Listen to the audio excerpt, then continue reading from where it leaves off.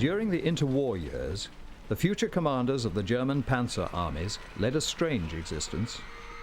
Respectable professional soldiers like Heinz Guderian were reduced to working in secret.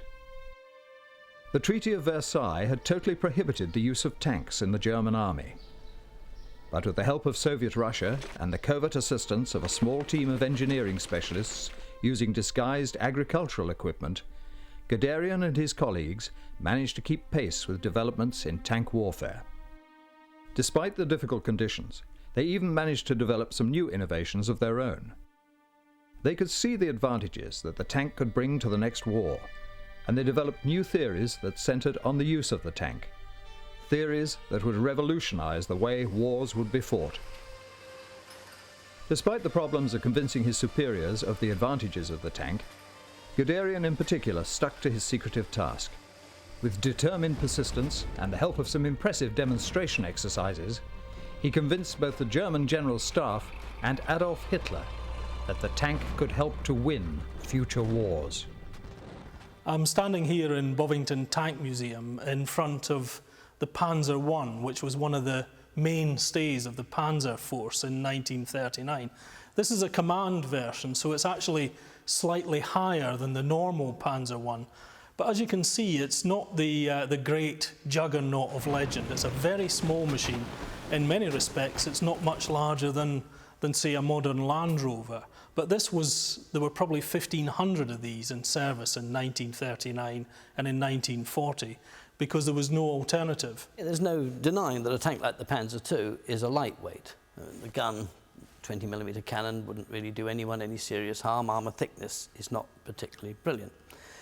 It's probably as good an example of any of the fact that it's often how a tank is used, or how armour is used collectively, that is far more important than the actual might of the gun or the thickness of the armour.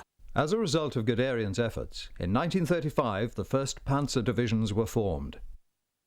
Every arm had to be presented in the Panzer Division to make the Panzer Division almost a small army in its own right, not to depend on anybody else. These formations included a tank brigade with 560 tanks to provide the main firepower. The tank brigade was comprised of 2 tank regiments, each of which was split in turn into 2 battalions. 2 motorized infantry regiments provided close support to the tanks. A reconnaissance battalion was added to scout out enemy positions and seize weak points. A motorized artillery battalion with 48 guns provided artillery support. To provide defense against enemy tanks, an anti-tank battalion was also added. To back up all of this, the division had its own full supply, support and repair system. Guderian realised that tanks and armoured warfare were going to be the future, that hard-hitting, fast-moving spearheads of tanks, accompanied with infantry and artillery and all the other arms of service, would pack a formidable punch. You can really trace this back to 2 events that took place up on Salisbury Plain in 1928 and 29, which were basically an attempt to test out the armoured warfare theory. What actually happened was that a unit known as the Experimental Armoured Force was created, and this armoured force consisted of tank battalions, light tanks for reconnaissance, infantry machine gun carriers, armoured cars for scouting, self-propelled artillery, mechanized engineers in trucks, and even the infantry carried in half-tracks, and all supported by the Royal Air Force. And what you ended up with was a small, highly mobile, very, very strong fighting force. Now, in these exercises on the plain, they were pitted against a conventional infantry, mounted cavalry, horse-drawn artillery division, which was huge by comparison. In every single operation, no matter how the umpires cheated, and they did cheat to try and give the traditional arms just a bit of moral support, the armoured element won every single action. And the proof was there, and the effect it had was amazing.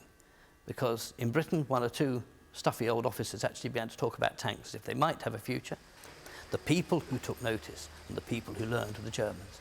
They could see that if a highly mobile striking force could be created, not just tanks, not tanks alone, you need intimate artillery support, you need preferably armoured infantry keeping up with you, you need everybody mobile in a package, and you need equally immediate air support, hence the Stukas and that kind of thing. And this sort of force sent against a conventional army will go through it like a hot knife through butter. The heavy tanks would be used as the spearhead to actually punch a hole through the enemy lines, and the lighter tanks would be used on the flanks to actually protect them against infantry and artillery attack and maybe other tanks. But the heavy tanks would be used primarily to push the way through and to keep going and to open the gap in the enemy defences. A great deal of accurate thought had gone into the development of this type of formation. The resulting Panzer division was a well-balanced force which could call on the support of any or all of the component parts to capture an objective. The purpose of this organization was to launch a speedy advance deep into enemy territory and keep going, spreading confusion, fear and panic in the enemy command and communication systems. One further innovation was the close links with the Luftwaffe, which could add even more firepower when needed. The Luftwaffe and the Panzer divisions had intimate links in terms of Luftwaffe staff liaison officers who actually travelled on the ground with the Panzer divisions. This meant that at any time, whenever a Panzer division came up against any particular trouble where it might need air support, there were already radio communications established with the Luftwaffe, which meant that the taxi ranks of Stukas and other Luftwaffe bombers could be called into play very, very quickly. And this flexibility and again the rapidity of the calling up of air support was vital and indeed an intimate part of German Blitzkrieg. The training given to these new Panzer warriors emphasized speed and independence of thought. When these units were unleashed, they offered a very effective weapon that their enemies found impossible to master. In Poland, this new force had the first opportunity to put their meticulous training into practice.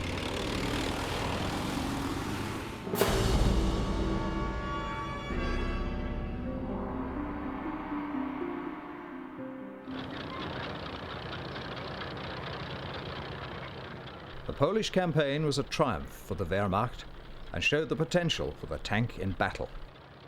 Nonetheless, some problems were encountered. Because events had moved on far quicker than Hitler would have liked, they had to press these things into service. They were used in the Polish campaign, where their weaknesses were very apparent, and certainly by the time of France, it was obvious that these machines had to be retired. Interestingly, they were kept in service right through to 1941 and even later, because it was simply not possible to produce enough machines in enough quantity to bring them onto the battlefield in the kind of time we're looking for. On the 10th of May 1940, the tide of Hitler's conquest turned to the west. This time the Germans will be fighting more modern armies that were equipped with at least equal or sometimes superior equipment. The Maginot Line that stretched along the majority of the French border to the east was bypassed when German panzers advanced through the Ardennes region in Belgium. By a combination of careful planning, surprise, and some very daring new innovations, the Germans were able to make these fortifications almost obsolete. Once past here, they advanced all the way to the coast with little in their way to stop them. What had proved impossible in 4 years of trench warfare during World War I was accomplished in the space of 6 weeks. The value of the tank in modern warfare was well and truly established.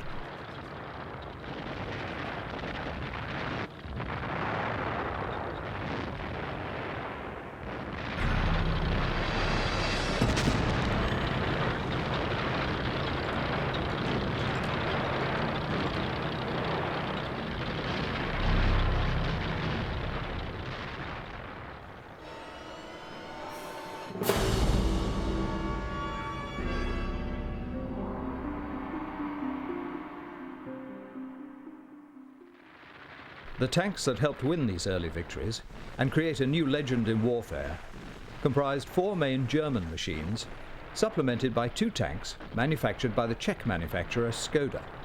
The Panzer I and the Panzer II were mainly used as reconnaissance vehicles. The Panzer I had a two-man crew, driver and a commander, and was armed with two 7.92 machine guns. The Panzer II had a three-man crew and was armed with a 20mm automatic cannon. The Panzer III and the Panzer IV were much larger tanks. They had a five-man crew, which was normally a driver and a gunner in the hull, and then a gunner, commander and loader in the turret. The Panzer III was mainly used as a fighting tank. The Panzer IV was used more as a support tank with its 75mm gun. But the interesting thing is that after the fall of France in 1940, the Americans decided that if the German tank, the Panzer IV, had a 75mm gun, then that would have to be the minimum size of the gun that was used in the Sherman tank. So it was actually the Panzer IV which led to the development of the guns in the American tanks during the Second World War. Discover the past with exclusive military history documentaries and ad-free podcasts presented by world-renowned historians, all on History Hit. Watch them on your smart TV or on the go with your mobile device. Download the app now to watch everything, from the gripping story of the Band of Brothers to Operation Barbarossa and D-Day. Immerse yourself in the dramatic stories of this remarkable era by signing up via the link in the description. The first of the new German tanks was the tiny Panzer I. It had its roots in the turretless tractor developed in secret between the wars. It weighed just less than 6 tons and had a crew of 2. Machine guns provided the armament. The main armour protection was provided by 13mm thick steel. Although its limitations were exposed in Poland, this vehicle was used extensively during the campaign in the West. The Panzer I was designed as little more than an armoured machine gun carrier, and as such did not present a great threat to enemy armoured machines. As you can see, it's not a very tall vehicle. I'm not particularly tall and I come up to head height on the thing. It's very lightly armoured and very flimsy, but in 1939 this was the kind of vehicle you would face, and in 1940 these were the machines that swamped France and took part in that lightning campaign. It was basically a training vehicle to get used to a tank for the different drivers who would have to drive the heavier and bigger tanks. And they were quickly built. They had ordinary engines in it, nothing special, and were not very fast either. The Panzer II was designed to run alongside the Panzer I and provided a tank with armour-piercing capabilities.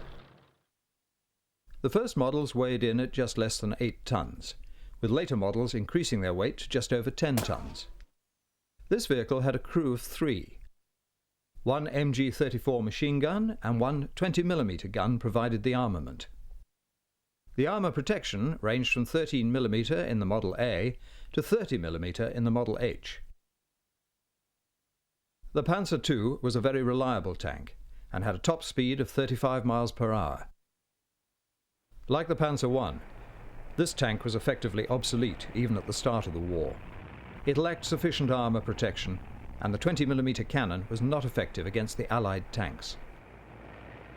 The Panzer II was to be used as a reconnaissance vehicle, but found itself in the thick of the fighting, performing the role of a battle tank. The Panzer II is equipped with a 20mm automatic weapon which will pump out rounds at a fairly steady rate. Next to it, a typical German machine gun, MG-34, with a very, very high rate of fire. That's it. The other thing I would point out, which I think is relevant, is that German tanks, even from almost the outbreak of war, were a welded construction. And the difference this makes cannot be overemphasized. It means that the tank is integrally much stronger, that it doesn't have a subframe to add weight, and in addition to that, it's pretty well watertight. The Panzer III was classed as a medium tank by the Germans, but by the standards of the day it was still fairly light. The weight of the Panzer IIIs used in the Western campaigns varied around 20 tons. It was crewed by 5 men. All of the Panzer IIIs that saw action in the Western campaign of 1940 had a 37mm cannon as their main armament. This was backed up with 3 MG-34 machine guns. 2 were placed in the turret at each side of the main gun, and the third was situated in the front of the hull. This tank had 30mm armour protection and a top speed around 25 miles per hour. However, the main problem was the 37mm cannon. it was a poor match against the heavier armour of the Allied machines. The decision to fit the early Panzer IIIs with the 37mm gun had angered Guderian, who had forcefully argued that the Panzer III needed a main armament of at least 50mm calibre if the shells would have any realistic chance of piercing the heavy armour of the British and French tanks of the war. Later Model Gs were fitted with the better 50mm main gun, but were too late for their inclusion in the Western campaign. The Mark III only came out because the development of what was later known as the Panzer IV took very much longer as anticipated, and so they brought this Panzer III out, which was a smaller version of it in a way, and performed excellently in France. But in retrospect, it wasn't all that much better than, say, several of the British or even French tanks. In addition to the Panzer III, the German Panzer Division also included an infantry support tank. These early Panzer IVs had the low-velocity, short-muzzle 75mm main gun. This was backed up with two MG-34 machine guns. One was situated in the turret and the other in the front of the hull. Armour protection ranged from 15mm to 30mm. The speed was the same as the Panzer III at 25 miles per hour. This tank was a good design, although the versions used in this stage of the war had the low-velocity L-24 gun, which was only designed to fire high-explosive shells and lacked the real hitting power which was needed for tank-to-tank contact. Nonetheless, once it was upgraded, it was to become the main battle tank of the German forces throughout the war. This is an early war version of the Panzer IV, which was the infantry support tank which was used by the German forces early in the war and through into the desert campaign. You can tell it's the early version by the extended commander's cupola up on the top there, which looks almost like a dustbin that's been stuck on the tank. As you can appreciate, this wasn't a particularly good innovation because in action it represented an easy target, and they were frequently ripped off by enemy artillery, which left the tank vulnerable. So by 1941 these had begun to disappear. Round at the front we see the 75mm infantry support gun. It wasn't a high velocity gun, so it didn't give it the kind of tank killing power which it needed in the Russian campaign, but certainly for the early desert years it was more than adequate. We can see here the thickness of the armour. By this stage in the war it's about 40mm thick, and it would get progressively thicker as the campaign wore on. One of the ways to upgrade the Panzer IV was to add on extra spaced plates in front of the turret, which gave it a lot of extra strength. Again, some uncompromisingly flat armour at the front here, and as tank design improved over the war years, they soon realised that what you need is sloped armour that deflects shells away from the vehicle. So this was very much a wrong design in tank terms, but those lessons still had to be learned and still had to be assimilated. When the Germans annexed the regions of Bohemia and Moravia in early 1939, they took possession of the main battle tanks of the Czech army at the manufacturing plants. These machines were incorporated into the Germans' existing lineup of tanks. They consisted of two designs. The 35T weighed in at 10 tons and had a crew of 4. It was armed with a 37mm L40 main gun, which was very accurate, together with two 7.92mm machine guns. The armour protection was 35mm thick, which was very adequate for a light tank. The engine produced a top speed of 25 miles per hour.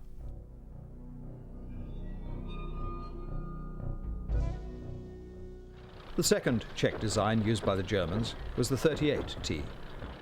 It weighed less than the 35T at 9.5 tons. It also had a crew of 4. Its main armament was a 37mm gun backed up with two machine guns. The armour protection was 30mm thick. It had a top speed of 26 miles per hour.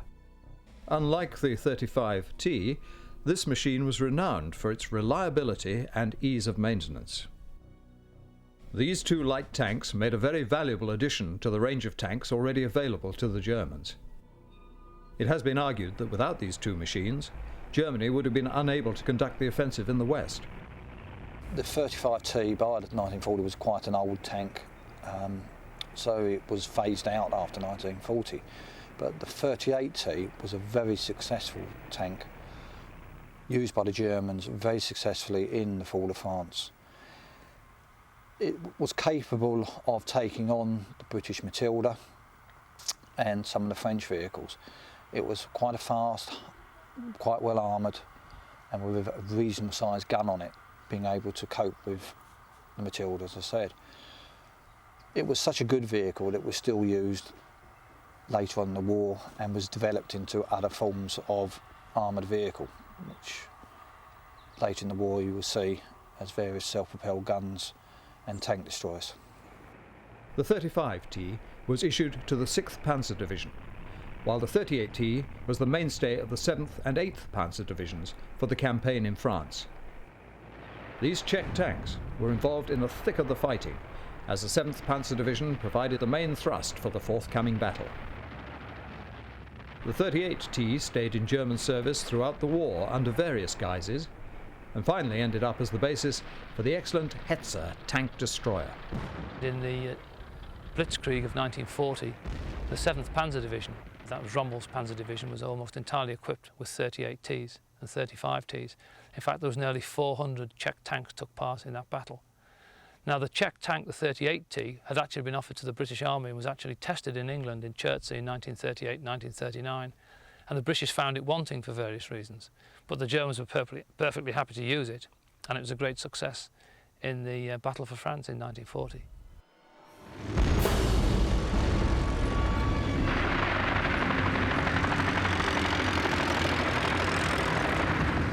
Without the restrictions which had been placed on Germany, the main Allied countries of Britain and France had also been engaged in developing their weapons during the 20s and 30s. They did, however, take different routes. The other major nations had not recognized the full potential of the tank, and therefore design and innovation in this aspect were rather more limited. France had relegated the tank to the role of an infantry support weapon. Britain had seen the potential of this new machine and set about developing new designs. This is the tank known as the light tank Mark 6B, and they are really no more than a tracked reconnaissance vehicle. You might say an armoured car on tracks. The armour thickness is minimal. The average anti-tank rifle will go through it easily. So its job is to keep a low profile, to move about the country rapidly and gather information. They are not, strictly speaking, a fighting machine. It's basically a small light tank, very similar to the German Panzer I in performance and capabilities. Some people say one of the best things about this vehicle was that we left them all behind in Dunkirk because they were by that time an obsolete design. The Matilda Mark I was designated a light tank and weighed 11 tons. It was crewed by 2 men. The main armament was provided by a Vickers machine gun. Like the Panzer I, this tank was little more than an armoured machine gun carrier. However, unlike the Panzer I, this vehicle had very good armour protection that was 60 millimetres thick. This was double the thickness of the best German tank at the time. It had a very low top speed of 8 miles per hour. The tank's limitations were shown up in the French campaign. Although it protected its crew well, it was no match for the determined German Panzer crews. The one-man turret was a major drawback. Over 140 of these machines were sent to France, but all of them were lost in that campaign. It is an example of a tank built down to a price. It was ordered from Vickers Armstrong in about 1936, and the designer was told, we've got about sort of £15,000 to spend, build us a cheap tank. And the only consideration they put on it was that it must have armour thick enough to resist any known anti-tank gun. The idea was an infantry tank, and the infantry tank in the British sort of ideology of armour was a tank that would move slowly, that the infantry would follow when they're making an assault upon a fixed enemy position. So we're not talking about roaring across country at high speed, we're talking about moving slowly, probably attracting a lot of fire, hence the need to be bulletproof, and just to see the infantry onto their objective. Now this is fine if the enemy is prepared to play ball. If they're going to set themselves up in a nice defensive position and allow you to attack, great. If these are going to be used in open country with enemy armour milling about, they are in a very sorry state. And of course that is the situation in France in 1940. We've got the Germans on the move all the time, not standing still, not waiting to be attacked, and therefore these tanks cease to have a useful role. The Matilda II was designed to mount a two-man turret and came about after the realization that the Matilda I could not accommodate this requirement. The Matilda II weighed 27 tons and had a crew of 4. It was armed with a 2-pounder gun backed up with a Vickers machine gun. It was very well protected, with 78mm armour thickness. The speed was a maximum 15 miles per hour. This is probably the best-known British tank of World War II. This tank performed well and remained in service throughout the war on all fronts. This tank, which is the better known of the two Matildas, was the replacement for the little infantry tank Mark I. We wanted a tank that could support the infantry and would therefore travel slowly and be resistant to enemy fire. For that reason, the frontal armour is 80mm thick. This was unheard of at that time. No one had built a tank with armour this strong. So in terms of its ability to survive on the battlefield, immensely high. But it was also equipped with the British 2-pounder anti-tank gun, which I think we've already established, probably one of the best anti-tank weapons in the world in 1940. It's interesting to ask yourself why we used an anti-tank gun in a tank that was primarily for infantry support. A lot of people ask that question because they basically believe that a howitzer firing high explosive would have been far more useful on the kind of battlefield they expected to see. The War Office argument was that by equipping the tank with an anti-tank gun, it not only supported the infantry onto their objective, it then moved through the objective, stopped the other side, and held off enemy tank counterattacks. And that was the logic behind it. The Matilda Mark I was a fairly basic infantry tank with only a Vickers machine gun as its main armament. But nonetheless, its armour, over 60mm of armour plate, was very impressive for the time. The Matilda Mark II was an even more heavily armoured tank with upwards of 80mm of armour plate protecting it, but still armed with only a 2-pounder gun which could only fire armour-piercing rounds. Not terribly impressive as an infantry support tank. Nonetheless, given the level of armour protection, both marks of Matilda, really any anti-tank gun of the day, had real difficulty in penetrating the armour. And this meant that the Matildas in 1940 could range about the battlefield with relative immunity against the first line of defence, the anti-tank gun. The British used a variety of tanks in France in 1940. They had the light tanks like the Vickers Mark VI and Bren gun carriers. They had the infantry tanks such as the Infantry Mark I and II, which was the Matilda I and the Matilda II. And they had the cruiser tanks, which was the Cruiser Mark I on the Vickers suspension, and the Cruiser Mark IV, which was on the Christie suspension. Mechanically, this is a very, very important tank as far as British tank design is concerned. It features an American suspension system by a maverick inventor, a chap named J. Walter Christie. Christie started designing tanks in the mid-20s. By 1928, he produced a tank which was putting up some amazing performances. By 1932, he had a tank which would do 60 miles an hour on its tracks. And by taking the tracks off and running it as a wheeled vehicle, he got 120 miles an hour out of it. It was a sort of tank dragster, if you like. Christie, however, was a cussed sort of individual, and he fell out with just about everyone in the US administration, so much so that the Americans built 6 of his tanks and gave up. The Russians, however, purchased a Christie tank, found it was all they required in basic mechanical terms, and copied it by the thousand. And it was 2 British officers visiting these Red Army manoeuvres in about 1935 who saw these tanks, came away amazed, and persuaded Lord Nuffield, the Morris Motors chief, to buy a tank off Christie from which we would develop our own design. And really the only Christie feature that we retained in the design of the tank was the suspension.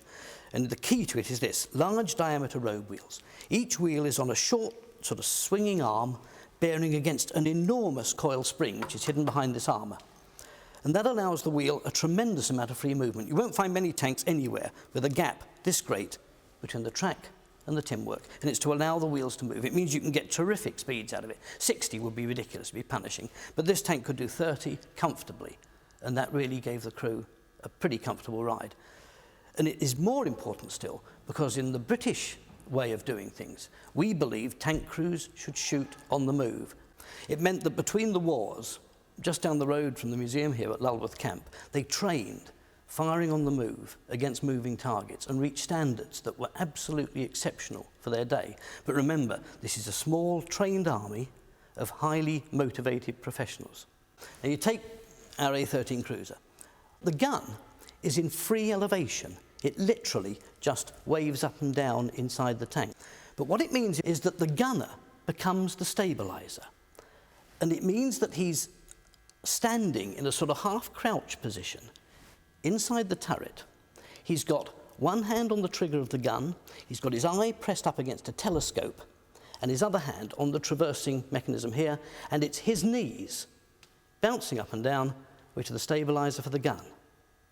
You can see the problem. A well-trained soldier who was used to the motion of the tank, who had been trained well at Lulworth to shoot on the move at moving targets, would be a prize worth having.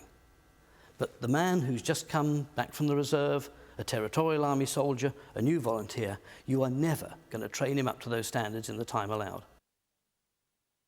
The A9 Mark I cruiser weighed in at 13 tons and was crewed by 6 men.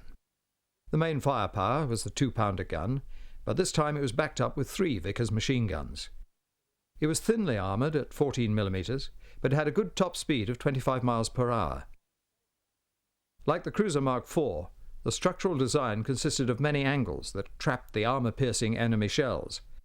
This, coupled with the thin armour, resulted in many of them being lost in the French campaign. The A9 tank, in some respects, showed the sorry state of British tank design in the interwar years. It wasn't that the British couldn't design good tanks, it was more the fact that with budgetary restraints placed on the army and the fact that the army actually came in third in terms of budget as opposed to the Air Force and the Navy. The A9 tank was very much designed on a very tight budget. This meant that neither its armour nor its engine made it capable of fulfilling a true cruiser function, but nor was it heavily armoured enough or well armed enough to act in the infantry role.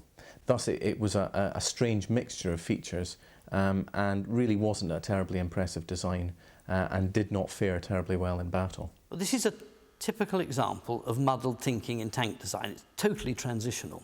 For a start, and the most damning feature of all, are these little turrets. It's in addition to the main turret, which has got the 40mm, the 2-pounder gun, and a coaxial machine gun, you've got 2 tiny turrets flanking the driver's position, each with its own Vickers machine gun. This kind of thing appeared on many tanks built in the late 20s and early 30s. And of course, it has all kinds of problems. For a start, some poor wretch is bottled up in here. The other main problem with the turret is that you cannot increase the armour thickness. Because the way these 2 turrets are mounted either side of the driver's cab with virtually no clearance, any thickness increase in the armour will immediately jam them solid. So the 14mm armour to which this was built in the first place is all you're ever going to get.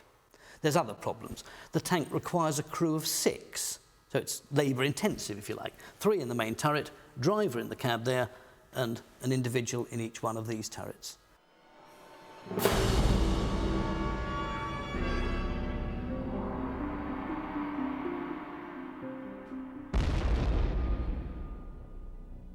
French thinking in tank use was influential in the design of their new machines. Like the British, they had 4 main designs available at the start of the French campaign. The Char Sommelier S-35 was a medium tank weighing 20 tons. A crew of 3 manned it.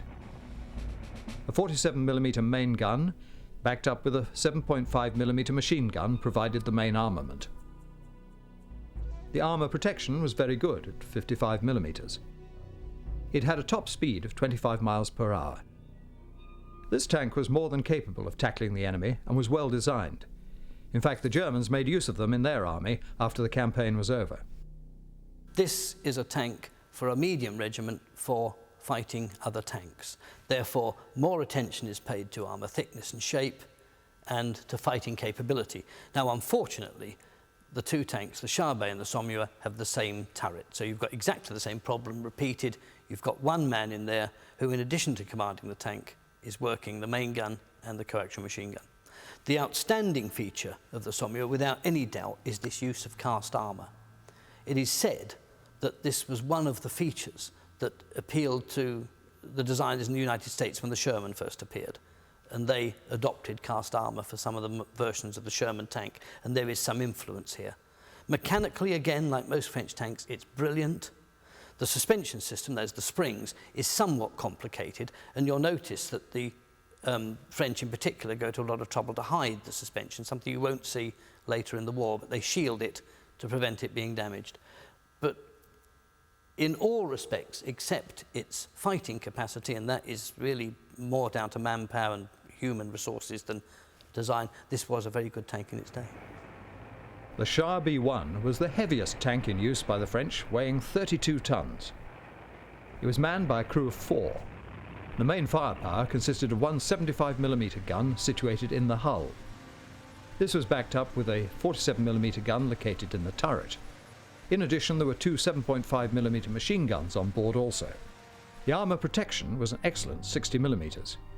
The speed was limited to 17 miles per hour, the weight being a deciding factor.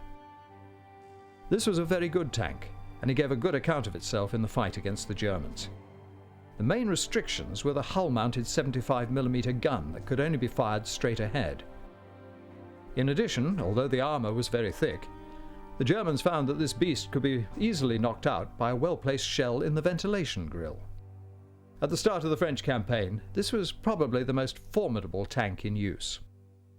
Before the war, it was always regarded as one of the best tanks in the world, but there are one or two features that stand out. In the first place, the main armament, which is a 75mm howitzer, is located here in the hull alongside the driver.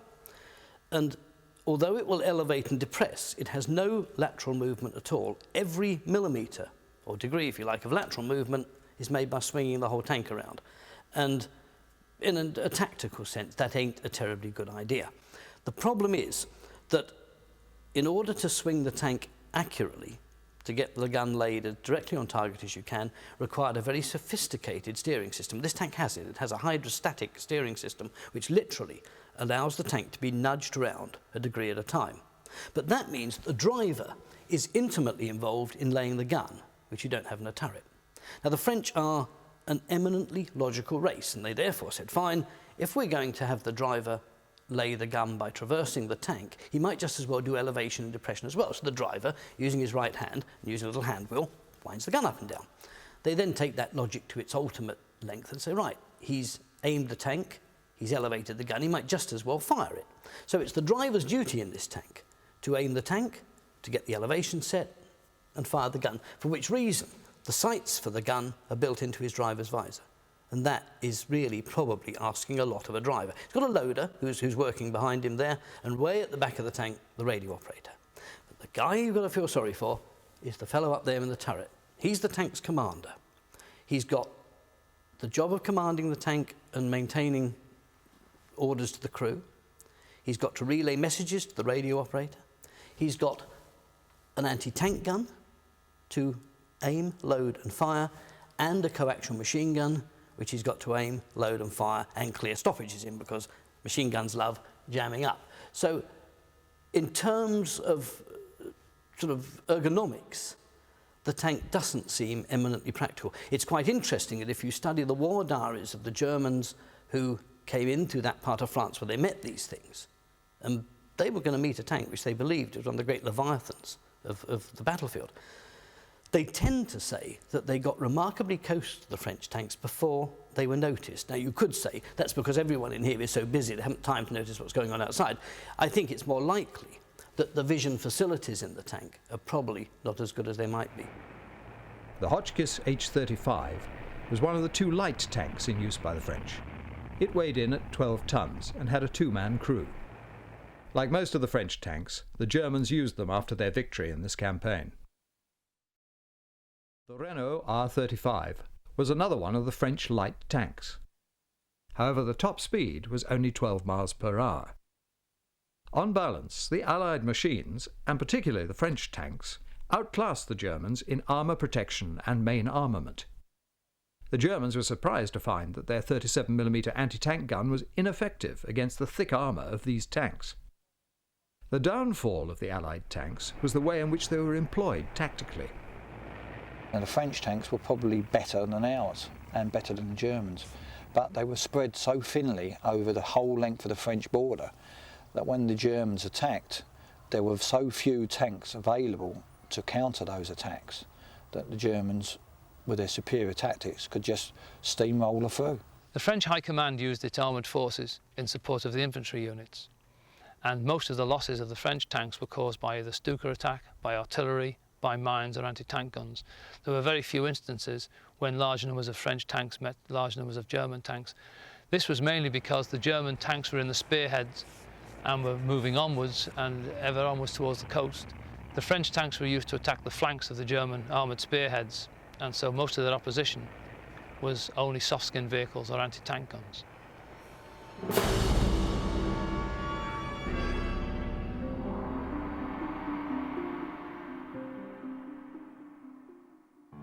The campaign itself was codenamed Operation Yellow.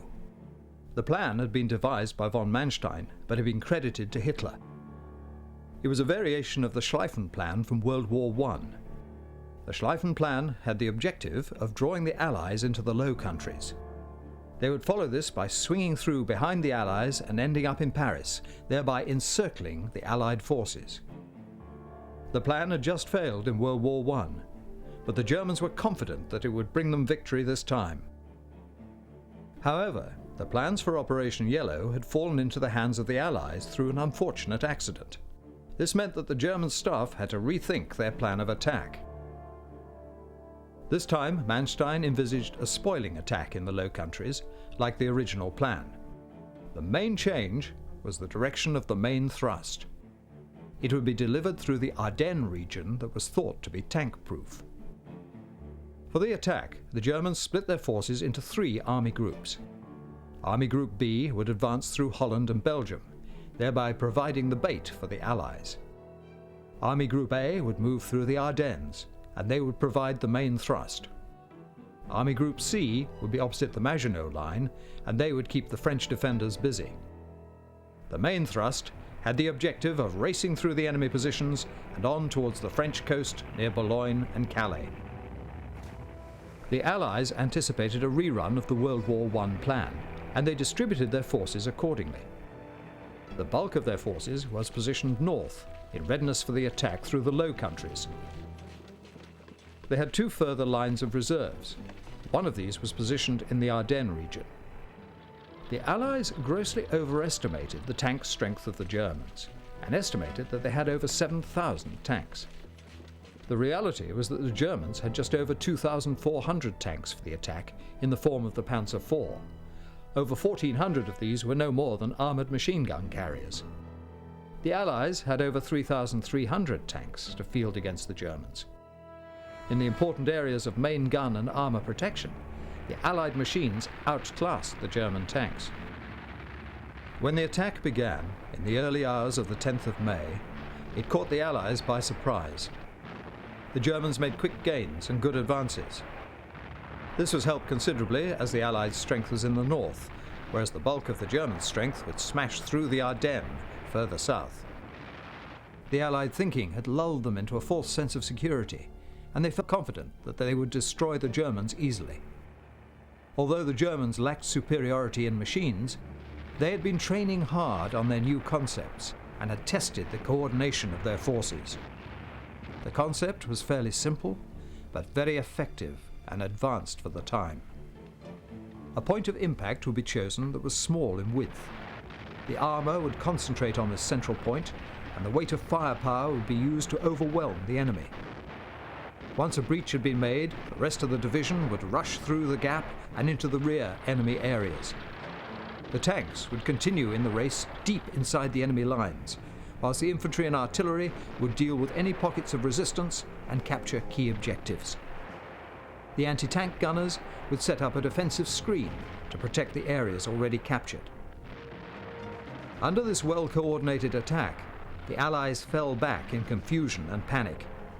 They were still thinking of the last war and were prepared for a defensive battle. The Germans had proved that a rapid, deep advance into the enemy lines provided its own defense. We looked up, there was these German tanks coming down the road. We started moving out. We didn't know where we were going. We got away from the Germans who were pushing hard, and they were travelling miles every day and catching the British troops up, and the troops were on the run. The British troops were running away. There's no doubt they were running away. And the French civilians, when we were going back, they were lining the road, and they cheered, and they spit at us, you know, the British no good, you know. The most significant advance was made by the 7th Panzer Division, commanded by General Erwin Rommel. His tank force advanced quickly through the lightly defended areas in Belgium. When they ran into heavier defended areas in France, they used their speed, surprise and weight of fire to overwhelm the enemy. This unit became the first to cross the River Meuse. Once across, they continued their advance towards Arras. The 7th Panzer Division was advancing so fast that they were given the unofficial nickname of the Ghost Division. When they advanced further, they came into the area held by a mixed British and French force. The British, who were to the north of the German advance, decided to mount a counterattack from the direction of Arras. They were under the impression that the French, who were south of the German advance, would also attack. On the 21st of May, the British launched their attack into the flank of the Germans. This was mounted by really a very small force of about 60 British infantry tanks and a brigade of British infantry. With the constant Stuka dive bombing, the British infantry were actually delayed, and this meant that the Matilda tanks, the Mark 1s and Mark 2s, rolled forwards against Rommel's 7th Panzer Division, more or less unsupported. Nonetheless, given their extremely thick armour, the Germans were astonished to find that their anti-tank rounds from their 37mm anti-tank guns simply bounced off these British tanks, and the British tanks were able to roll forwards from Arras, crushing anti-tank guns under their tracks and destroying many German tanks and vehicles of Rommel's division.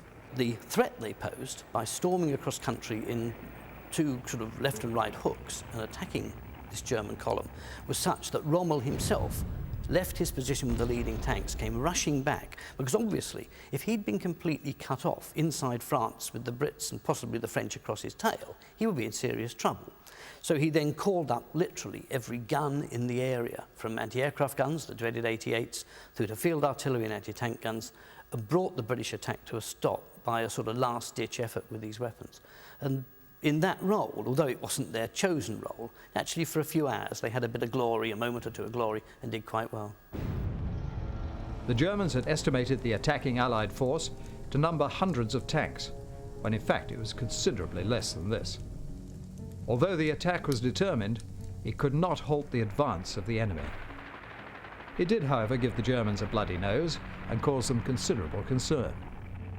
This attack had showed what could be achieved if the Allies had been better coordinated.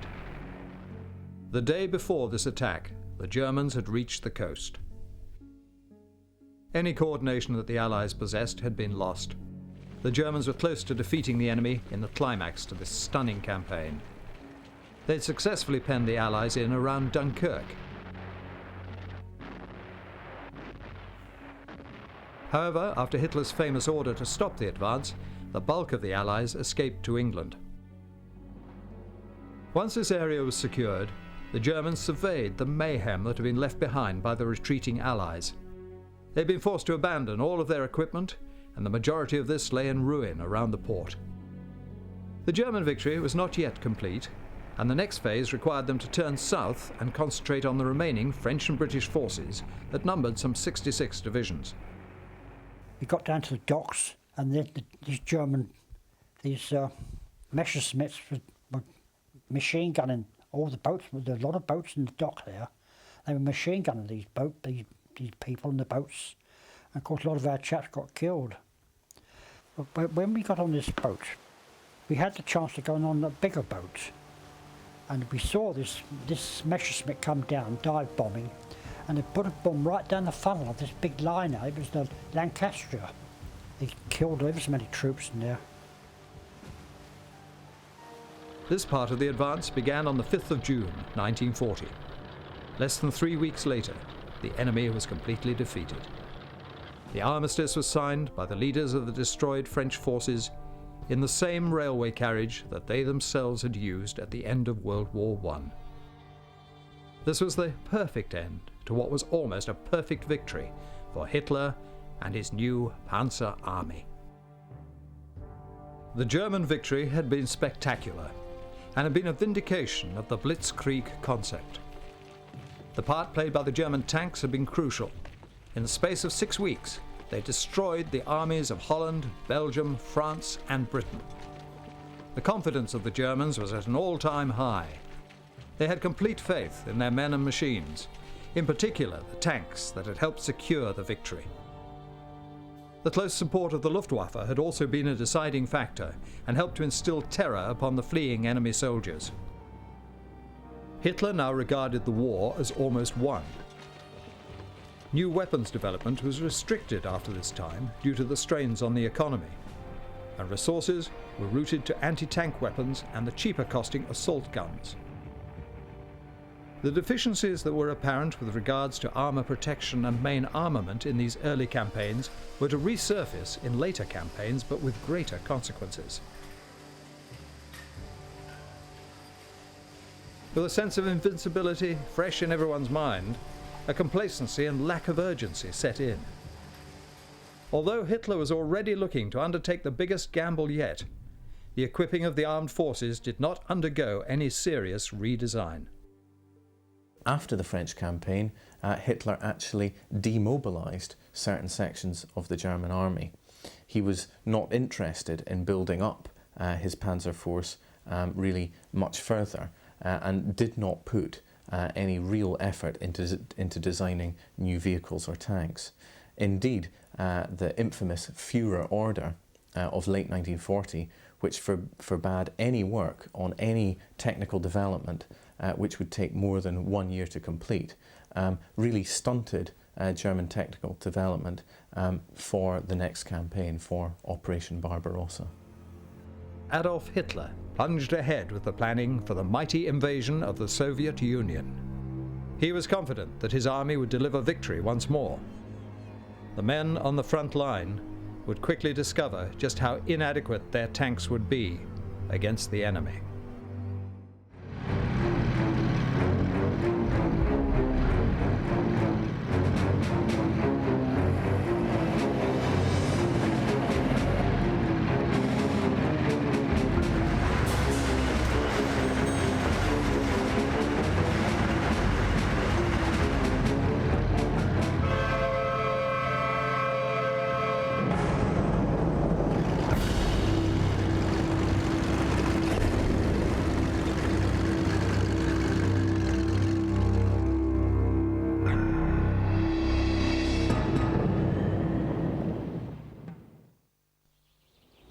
The Western Allies first encountered the legendary Tiger tank here in Tunisia in December 1943. Rommel's Desert War had been going from bad to worse for the hard-pressed men of the Afrika Korps, and they urgently needed a morale booster. They got it in the form of the new Panzer VI, the Tiger, the new German heavy tank weighing 56 tons and mounting a fearsome 88mm gun.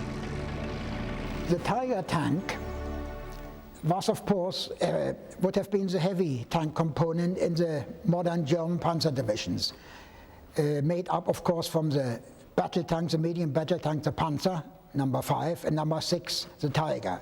As it turned out, of course, the Tiger reached the battlefield well before the Panzer, which the Panzer was a totally new concept and took longer in the end.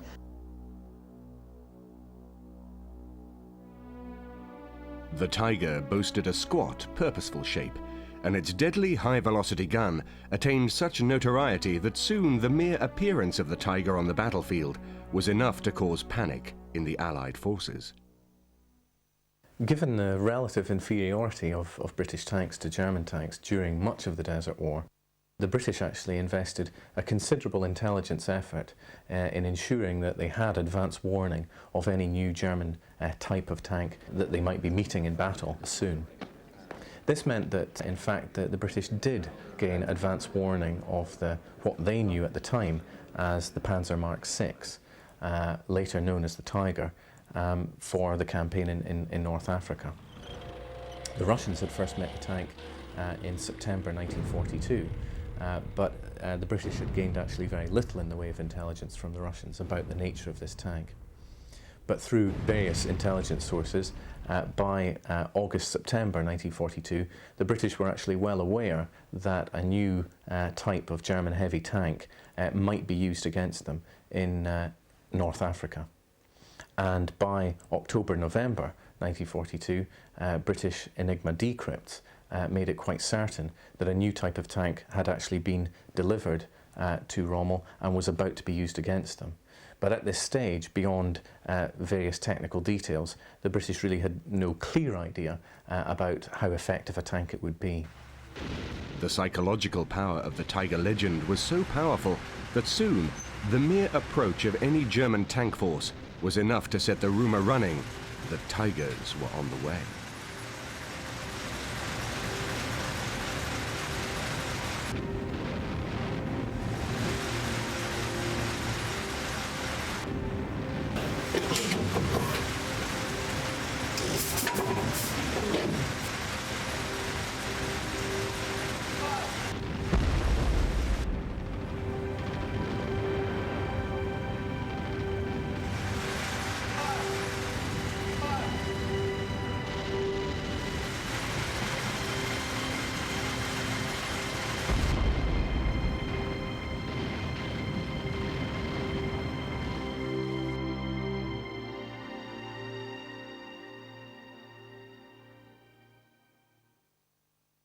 This is a very rare beast indeed. This is the Tiger Mark I, one of the 40 or so machines that was actually sent to Tunisia in early 1943 to try and resist the Allied landings which had taken place in the Operation Torch campaign.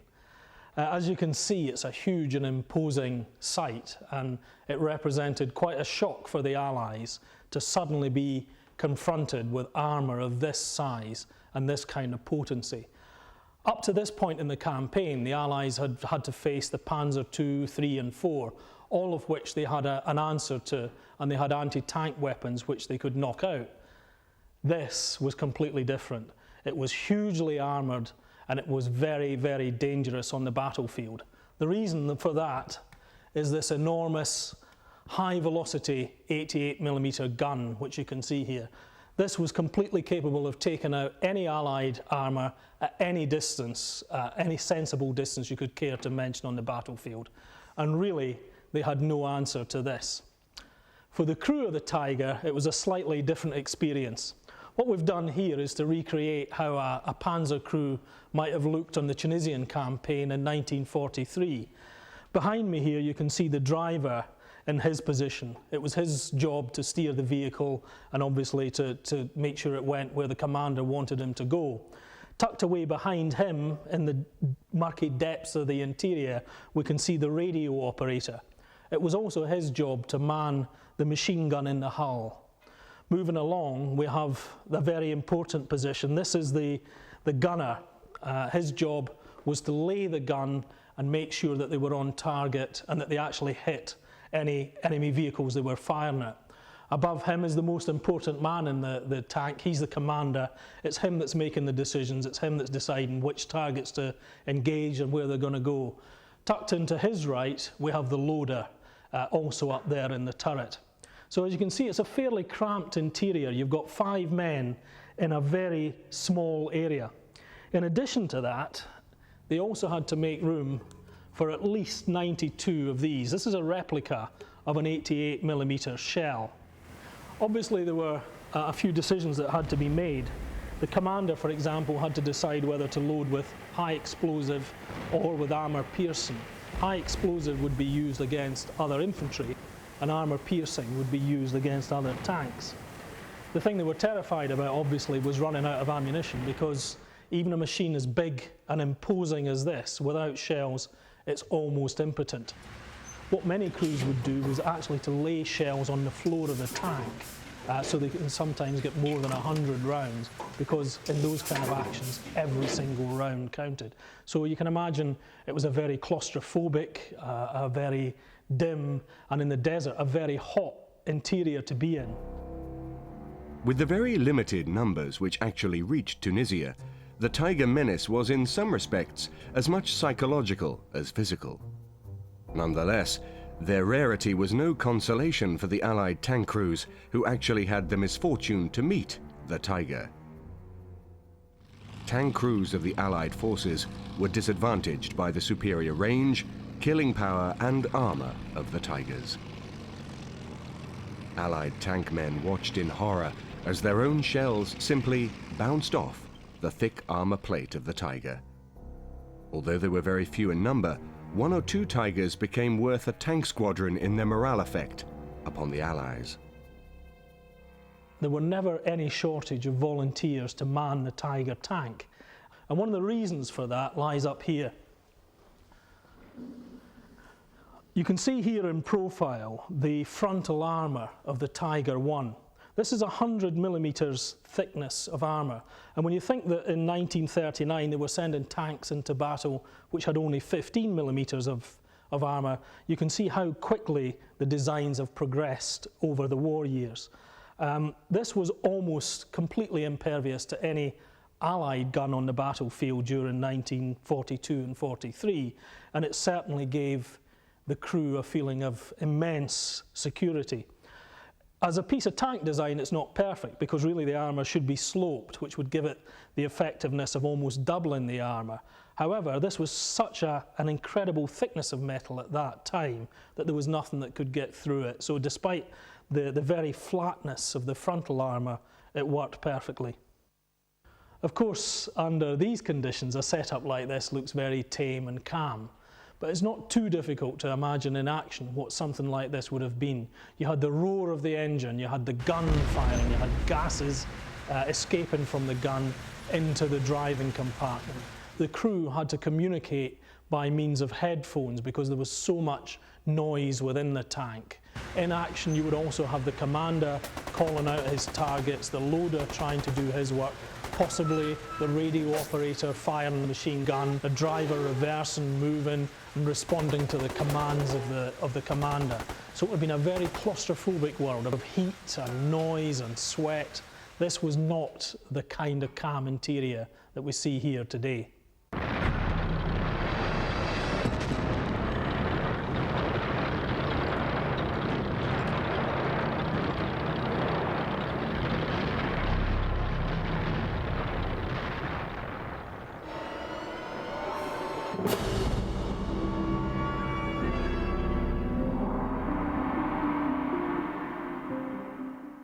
In response to the Allied landings under Operation Torch in November 1942, the German High Command had at last sent reinforcements to the hard-pressed German forces in Tunisia. At an earlier meeting, Hitler had personally promised Rommel that he would have the new Tiger tank as soon as it was available. Sure enough, it was among the reinforcements to arrive in Tunisia. But as with all of Hitler's pledges, there were certain omissions.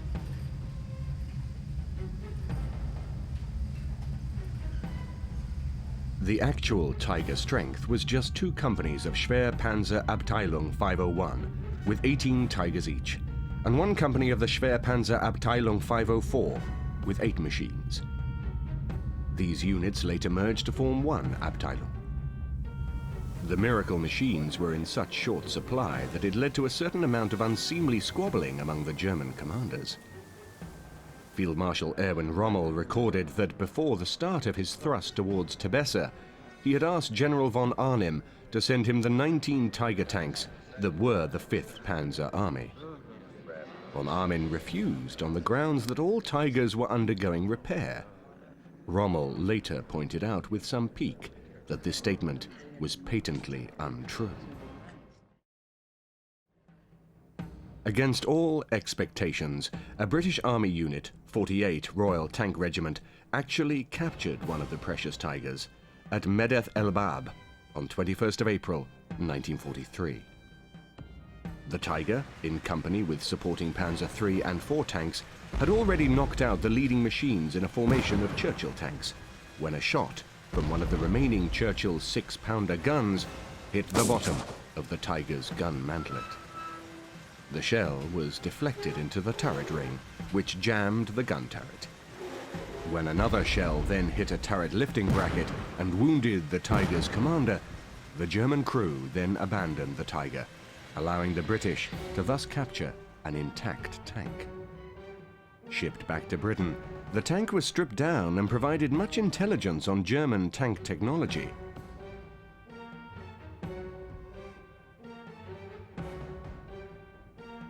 This is the hull of the Tiger tank, number 131 of 504 Schwer Panzer Abteilung. It rests today in Bovington Tank Museum, Dorset.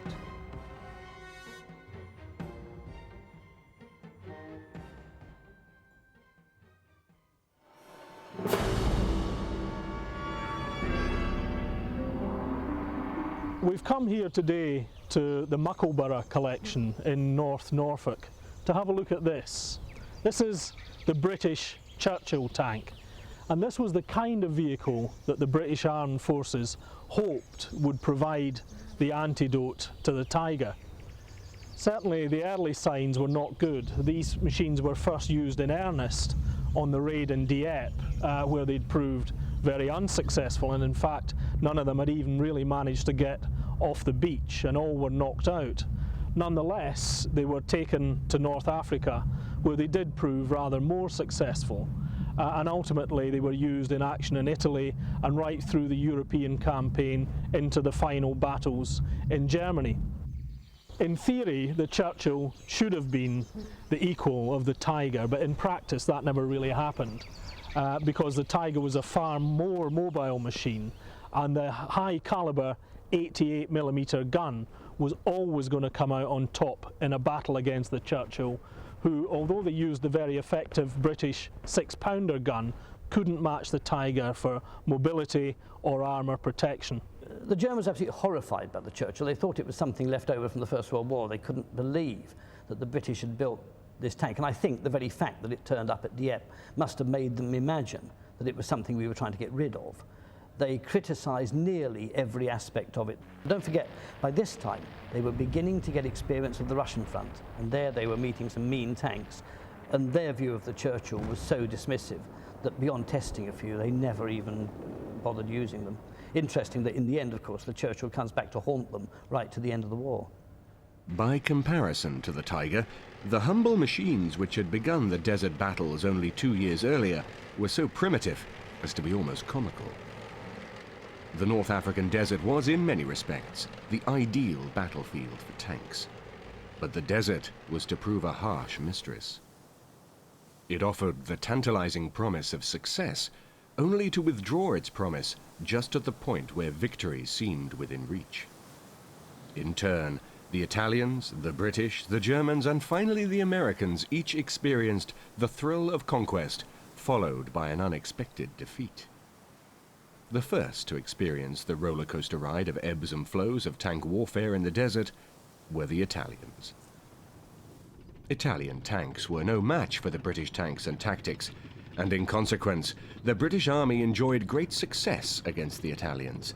In particular, the Italian light tanks were ineffective in the extreme. Even the Italian medium tanks had their limitations. What you've got here is something that in the pre-war days was known as a tankette, a rather twee word for a lightweight fighting vehicle. In the case of the M1340, you have at least a sensible medium tank, which is comparable in many ways to its British counterparts, 1939-40. It's powered by a V8 diesel. It's got a reasonably powerful anti-tank gun mounted in a fully rotating turret and twin machine guns in the front of the hull. Being Italian, as you would expect, the automotive package is good. It was something they're masters of, always have been. But the construction of the tank, even by British standards at that time, and that's not saying much, is grim. It's not even riveted. The whole thing is bolted together. And the risks of rivets breaking up are bad enough. Bolt heads are bound to break up. All you'd need is an impact from a high explosive shell, and this thing would probably disassemble itself before your eyes. In contrast to the Italian tanks, the British Matilda tank was very slow, but effective. The Matilda was an infantry support tank with a top speed of just 8 miles per hour. For that reason, it had excellent armor plating, which was up to 80 millimeters thick. The Matilda was so heavy that 2 Leyland diesel engines had to be coupled to a single propeller shaft to push the Matildas along. The tank gun was the standard British 2-pounder, which was then the best anti-tank gun on the battlefield. But it was Matilda's ability to absorb punishment that earned it the nickname Queen of the Battlefield. The unmistakable squat shape of the Matilda fought throughout the desert campaign. Some captured Matildas were even used by the Germans against their former owners. While the Matilda took on the job of supporting the infantry, the armoured punch of the British Tank Brigade was provided by the Crusader tanks. It was their job to engage enemy tanks. Now, the Crusader turns up in 1941, and initially it is an impressive-looking machine. It's a 5-man tank. That's 3 men in the turret, a driver in the little kind of box thing on the right, and another poor wretch in a small machine gun turret to his left. This first feature was the thing they rapidly got rid of.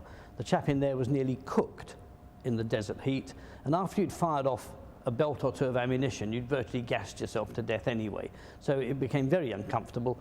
They tended to remove that turret and use the area beneath it for ammunition stowage. The gun at that time was the 40 millimeter, the British 2-pounder, and certainly as anti-tank guns went, it was probably the best on the battlefield in the North African desert at that time, go through anything that got in its way. The drawback was that the Crusader was woefully unreliable. The engine is a First World War V12 gasoline aviation engine built in the USA, but modified by a British company. The engine tended to shake to pieces in a tank that could quite comfortably do about 30 miles an hour on Christie suspension. This ended up leaking oil, leaking water, until the tank would break down. You had problems with the fan drives. They were chain driven, and you either had the chains too weak for the fans or the fan was too weak for the chain, one or the other, and they fell apart. You got sand into the coolant water. That got into the white metal bearings of the water pump, ate them up, and you have more cooling problems. You reach a point when the Crusader has such a dreadful reputation that the crews are beginning to dread going out in it. And yet, it's the first tank the British choose to fit a bigger gun to. No one, when they designed the Crusader, had any idea that it would be working in a desert environment.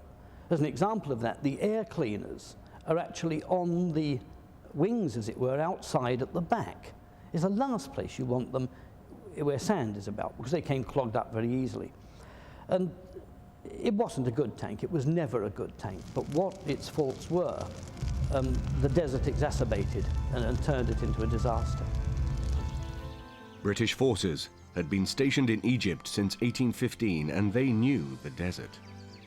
As a result of their superior training, the smaller British forces took the fight to the Italians, and appearing from nowhere with aggressive tactics, soon won the day. The British success was so swift and comprehensive that the campaign was nearly over when Hitler at last decided to help his Italian allies.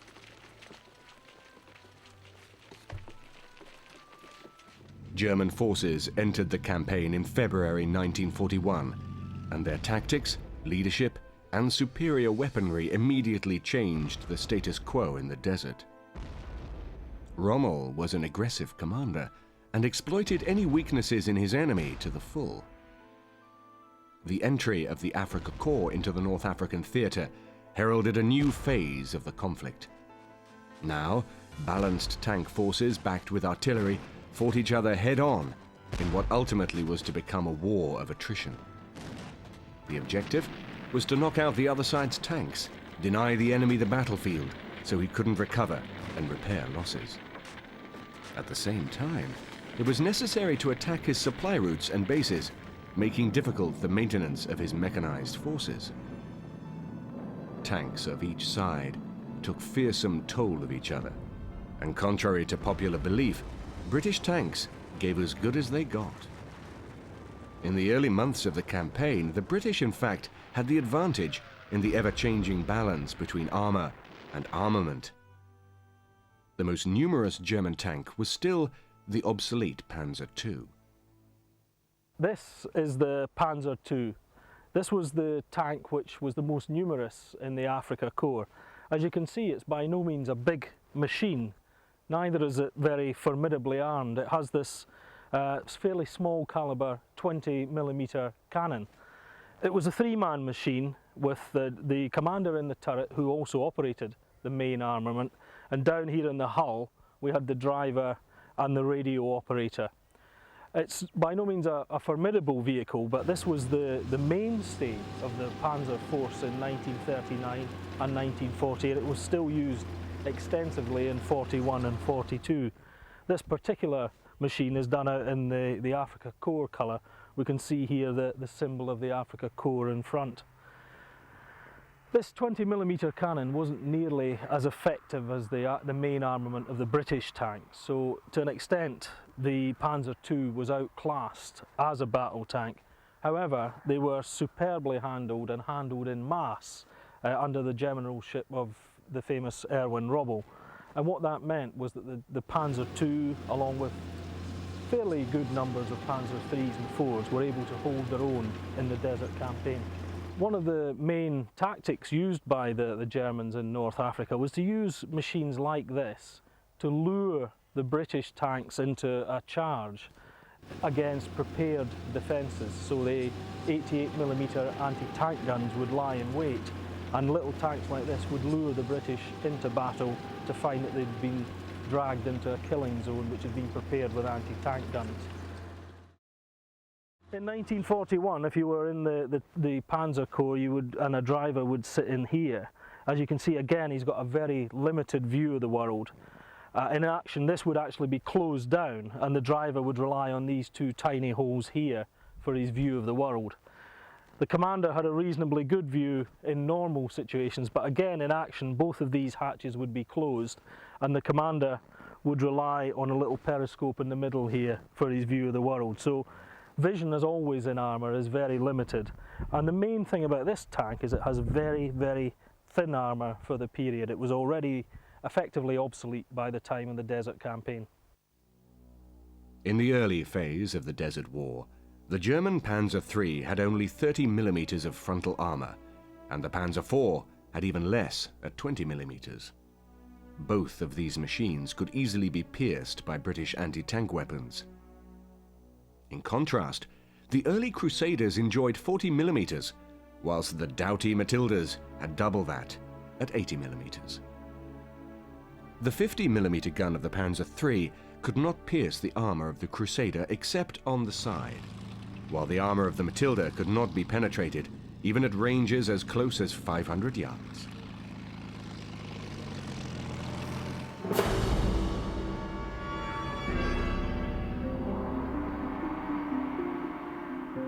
Despite the limitations of his armour, Rommel's conduct of battle was bold and resourceful. In panzer attacks, the tanks would be used as a wedge, the Panzerkeil, closely supported by other services. Artillery to soften the objective, pioneers to deal with obstacles, infantry to take and hold ground, and of course, the Stukas to act as supplementary artillery. Rommel led from the front and specialized in the concentration of a superior force against a single point, saying, "Kotzen nicht kleckern," in other words, spew, don't dribble. Where the Afrika Korps had the definite edge on the British was in anti-tank guns. By 1941, the early war 37mm anti-tank gun had been replaced with the larger 50mm Pak 38. The Germans also employed the famous 88mm anti-aircraft gun in the anti-tank role. This gun could take out the sturdy Matilda at ranges of up to 2,000 yards. Placed defensively, Rommel could use a screen of 88mm guns to knock out British tanks before the panzers were even engaged. This innovative use of weapons substantially reduced the advantages which came from superior numbers of British tanks. A major difficulty experienced by the British tanks in the desert was the lack of a dual-purpose gun which could fire high explosives as well as armor-piercing shells. The 2-pounder anti-tank gun, which was standard in the British tanks, could not fire the effective high-explosive shells which were required to deal with anti-tank guns and infantry on the battlefield. This problem had actually been foreseen prior to World War II, and the interim solution was to provide 2 close support tanks for each squadron. Fitted with a 3-inch howitzer, the gun was of low velocity and short.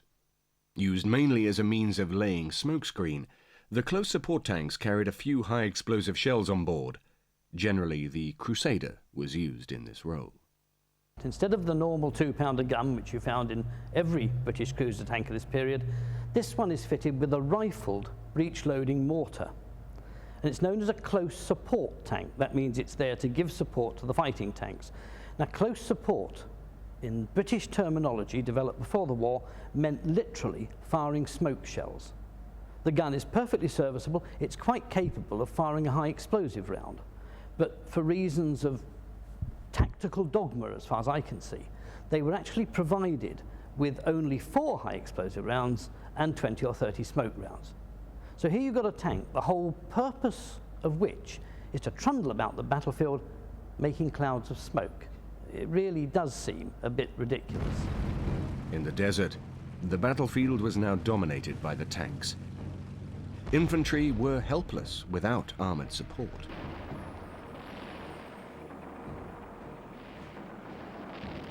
The balance of power between the Allied and Axis forces tended to be measured by who could field the most tanks. Keeping these tanks in the field was another matter altogether. They required intensive servicing and repair. The harsh activities of the desert exacerbated this problem, and the supply line organization assumed vital importance in bringing forward vital fuel, ammunition, and spare parts.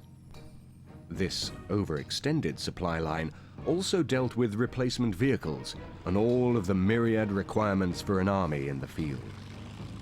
Attacking supply lines on land, sea, or air became of crucial importance to both sides. The more equipment and backup stores one could destroy meant less to face on the battlefield. The importance of the supply system extended to the recovery of tanks from the battlefield. Not all tanks knocked out by enemy fire were actually destroyed. Often they were brought in to be repaired. Those not immediately repairable provided much-needed spares for others. At the same time, the enemy had to be denied the opportunity to use the battlefield losses in this way.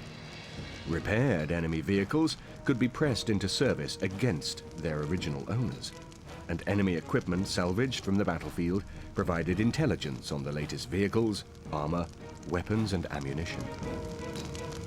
This is the back of the Tiger, and obviously this is the place where the enemy would most like to get to, where the armour's thinnest and where the machine is the most vulnerable. It also has some quite interesting features, because behind me here you can see this massive steel tow rope which would be used either to pull this vehicle out if it got bogged down, or on occasion another vehicle, although technically they were forbidden from doing that because the strain of pulling another Tiger on a tow rope would often ruin the engine of the first Tiger. The official regulations that they were supposed to wait for the breakdown truck to come and tow them out, but there were very few of those, and in any event they were unlikely to get into a minefield or into action. So the crews of the Tiger were very concerned about breakdowns and how these vehicles would be retrieved, so they actually often hung these steel ropes in position ready to pull their own vehicle or to give assistance to another vehicle in action. The recovery mechanics and tank transporter drivers of both sides often plied their trade under fire. In the event that your Tiger did break down, this is what you needed to be able to move it. This is a FAMO prime mover. In addition There was also a recovery version of this, which had a huge spade on the back, which would dig into the ground and give it the anchorage it needed to pull the Tiger. In practice, what they found was you actually needed 3 of these vehicles linked together to effectively move a Tiger. So it was a difficult operation. And as you can imagine, these were in fairly short supply. And a big target like this isn't necessarily going to be taken onto the battlefield with any degree of safety or certainty.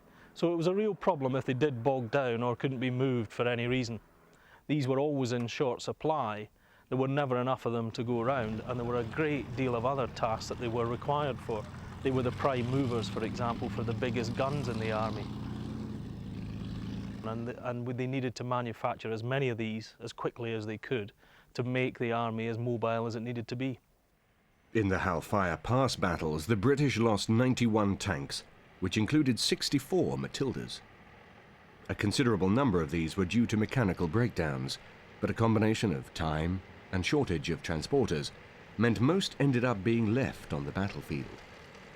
In this instance, the Germans were able to utilize the captured vehicles.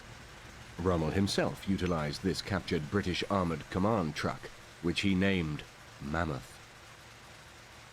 In August 1942, General Sir Bernard Montgomery took over as commander of the British 8th Army. He was to reap the benefit of the new equipment and reinforcements pouring into the desert campaign. But Monty, as he was known to his troops, was a different breed of commander. He had taken the lessons of World War I and the opening phase of victory in France to heart. He talked to his men, was seen by them, and gave them a victory at Alam Halfa. He soon stamped his positive personality upon the 8th Army. His son, the present Viscount of Alamein, recalls the galvanizing effect of his personality. When my father, better known as Monty, went to the desert in August 1942, he found a demoralized army, which was standing on the brinks of the Delta, who were very battle-hardened. They'd been there for a long time. They were quite tired, and they needed a new face, and they were very suspicious of this new general who'd arrived. But he quickly inspired confidence by going around and talking to the officers, and I think that probably his initial address to the officers of the 8th Army was probably one of the most inspiring addresses that has ever been recorded. He wanted to make sure that every single person in the desert, in his army, knew what was required of them. And this was extremely important.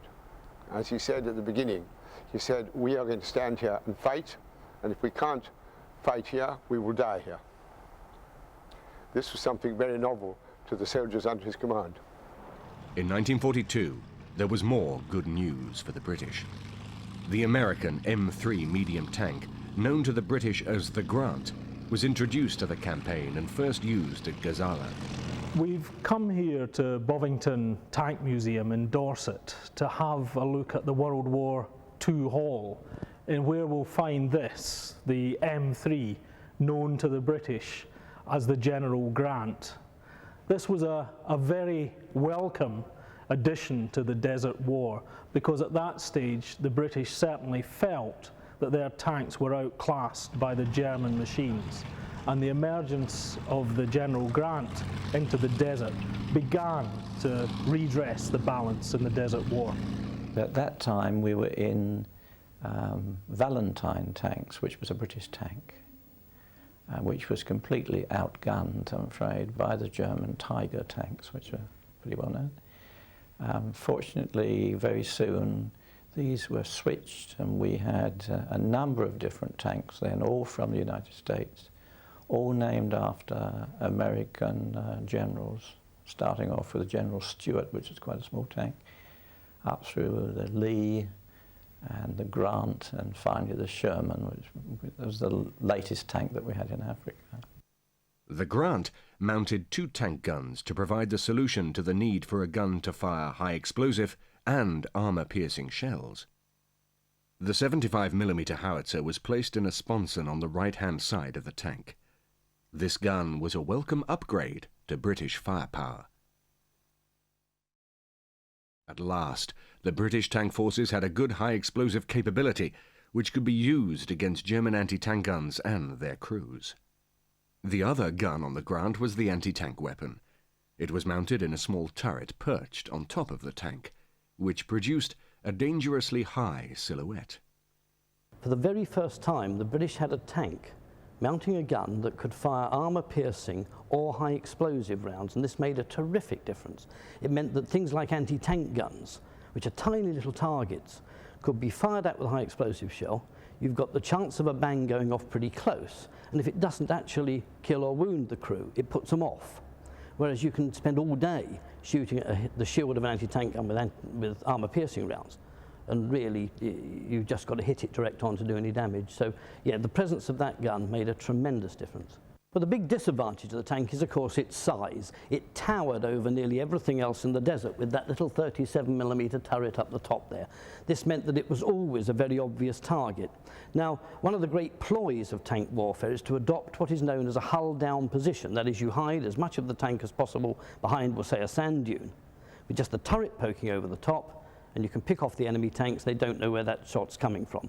Obviously, if you try and adopt a hull-down position when the main gun is already in the hull, as this 75 is, you've still got a lot of tanks sticking up in the sky, so that advantage is lost. The other problem in a manoeuvre fight, when you're actually on the run, is that the driver has to play a much greater part in the proceedings in this tank, because he's got to swing the tank onto the target to a much greater extent than he would if there was a fully rotating turret. And since the British liked to fight driving, this also became a bit of a problem. The ground was very much an interim solution. The most important American tank to enter the North African campaign was the M4A1 medium tank, the Sherman.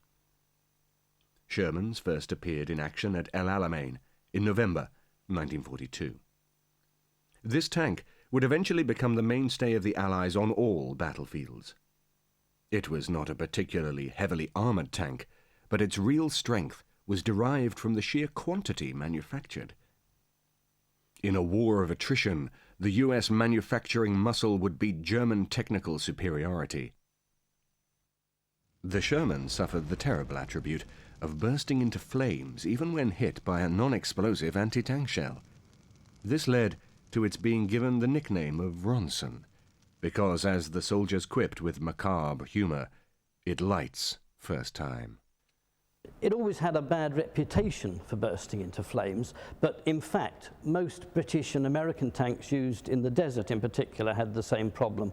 It's always blamed on fuel, and it has led to a belief, a completely inaccurate belief, that German tanks were diesel-fueled. They were not. Every single German tank that saw service in the Western Desert had a petrol engine or gasoline engine in it.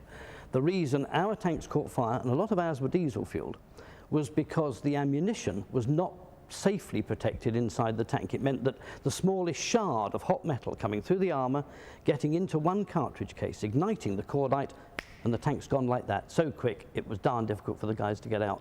And all of our tanks, up until the time we introduced protected ammunition stowage, suffered from that one way or another. The German nickname was equally cruel. Because of the number they saw catch fire, they christened it the Tommy Cooker. Despite its limitations, the volume of Shermans on the battlefield was ultimately to prove to be a deciding factor. Until the advent of the American tanks, which generally speaking were more reliable and had superior firepower, it was only the fact that we tended to outnumber them. Courage has come into it. A lot of people who know their tank is inferior are still going up against tanks that could theoretically destroy them. There's no doubt about that at all. But numbers have a great deal to do with it, and the statistics of almost every one of the major North African battles is one where the British in particular have the advantage in numbers, and that must count for a great deal. The US was not the only producer of new tanks in 1942. The British had introduced the A-22, named the Churchill. This tank first appeared in March of 1942, armed with the standard British 2-pounder gun. Mark III and IV were upgunned to a 6-pounder, 57mm gun. Churchill weighed in at nearly 40 tons and was powered by a 350 bhp Bedford engine. Although it was a slow tank, reaching only 18 miles per hour on a good day, its frontal armor was a massive 102mm, which gave a great deal of comfort to the 5-man crew. 3 Churchills took part in the Battle of El Alamein for evaluation purposes. They passed the test, and the British 21st Army Tank Brigade, which arrived in North Africa in March 1943, was fully equipped with Churchills.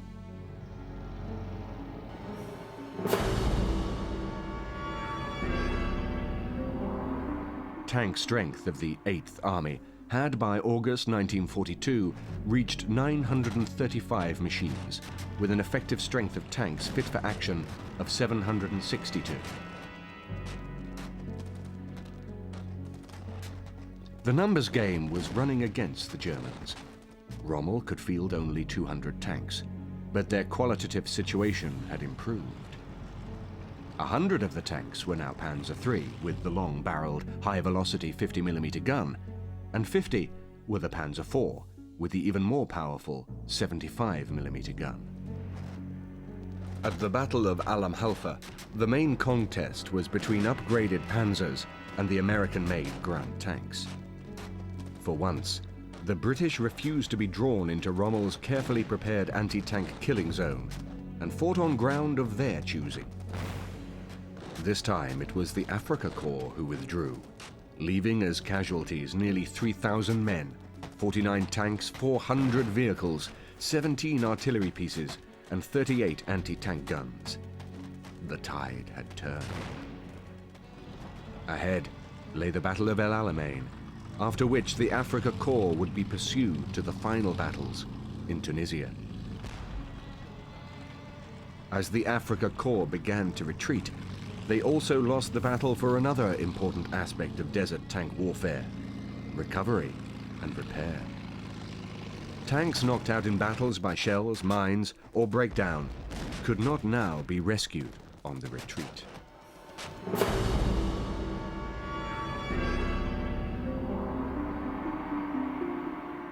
The German response to the superior numbers of Allied tanks lay in the development of more new tanks and upgunning of existing models. The Panzer IV was now the mainstay of the German tank divisions, and it was found to be capable of further development. Only a few modifications were required to upgrade the tank to accept the highly effective long-barreled L-43 gun. The gun itself had to be fitted with a muzzle brake in order to prevent the gun recoil from taking off the breech block. The muzzle brake on a gun is fitted on the barreled end to allow gases to vent from behind the shelf before it leaves the muzzle, thus reducing the recoil force. Many of the early Panzer IVs were actively fitted with the new long L-43 gun in the field. The last variants of the Panzer IV to appear in Africa were fitted with an even more powerful gun, the L-48, which fired a shell at even higher velocity. The Panzer IIIs were also modified. Increased use of the Panzer IV in the anti-tank role left a need for infantry support tanks. The British called these upgraded tanks the Specials. As the Panzer III was being fitted with the short-barreled infantry support gun, which had originally equipped the Panzer IV, in effect the two tanks had swapped roles in mid-campaign.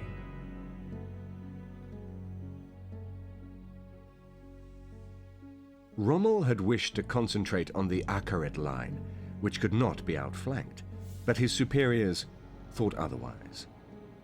On February the 15th, 1943, the rear guard of the 15th Panzer Division took up these positions in the Mareth line. The long retreat from El Alamein was over. After the retirement from Libya, the German forces gained some breathing space in and around Mareth. Rommel knew that Montgomery was a cautious commander, and he used the time to concentrate the mass of his remaining motorized forces and attack the British-American forces in western Tunisia with the aim of forcing withdrawal. This operation was codenamed Spring Wind. The Kasserine battles began with an attack on February the 14th, 1943. The 21st Panzer Division was now up to strength once again and was the lead formation.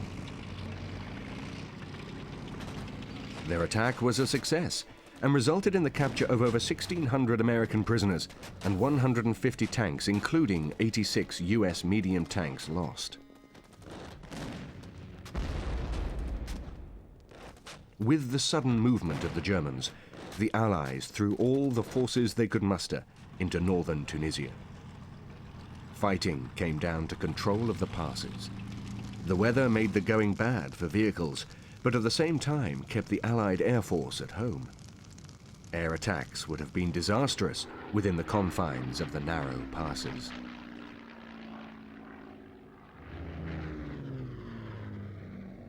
Rommel thought the Allies weakest at Kasserine and continued to focus the weight of his attacks there. Nebelwerfers were also deployed for the first time in Africa and proved very effective. By 1700 hours on 20th of February 1943, the Germans controlled the Kasserine Pass. Driving through the debris of the aftermath of the battles, Rommel was impressed with the Americans, who the Germans described as fantastically well equipped. One commented that we, the Germans, had a lot to learn organizationally. One particularly striking feature for Rommel was the standardization of vehicles and spare parts.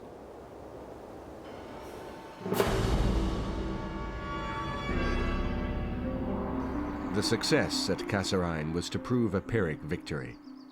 With the prospect of real success opening up, Rommel pushed his meager resources beyond their capabilities.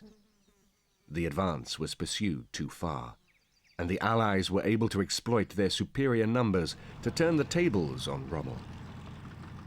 In the wake of his failure, Rommel rushed south to join his remaining forces in the Marath Line and once more confront Montgomery's 8th Army. While both von Arnim and Rommel wished to mount some kind of offensive to disrupt and delay the Allied advance in Tunisia, the Kasserine battles were in fact characterized by muddle and indecision and confusion within the German High Command. With the rivalry between Arnim and Rommel, there was never the coordinated effort which might have turned these tactical successes into something much greater. This meant that von Arnim's battles around Sabaitla, while tactically very impressive and causing a panic amongst the Americans initially, were quite easily held due to their piecemeal commitment of German armour. And when Rommel mounted his attack on the Kasserine Pass in February 1943, again, due to the dispersal of his armoured spearheads, the veterans of the Afrika Korps and the newly arrived 10th Panzer Division were unable to convert tactical success into operational victory. And when his last attack began to peter out on the 18th of February, it really was Rommel's last glimpse of glory in North Africa. The Marath Line lay 80 miles inside the frontier of Tunisia, between the sea and the Matmata Hills. It was overrated as a defensive line. The original defenses were a line of antiquated blockhouses built by the French, of little use in modern warfare except for sheltering from artillery fire. The French had hoped that the salt marshes and steep wadis to the south would prevent the position being outflanked. Rommel's inspection of the area led him to believe that well-trained soldiers could surmount these difficulties. The British forces' advance proved him correct. This is Rommel's command position, from which he commanded his last action in the Desert War, the unsuccessful German assault on the British forces opposite the Marath defenses. This time, it was the German tanks which were smashed by British anti-tank guns. After the German defeat at Marath, the German-Italian forces concentrated in Tunisia and were being threatened from the north and west, and British 8th Army from the east. To the north, the sea, controlled by the Allies. To the south, the Sahara Desert. By the 13th of May 1943, all was lost. 230,000 German and Italian soldiers were captured. Only 700 escaped to fight another day.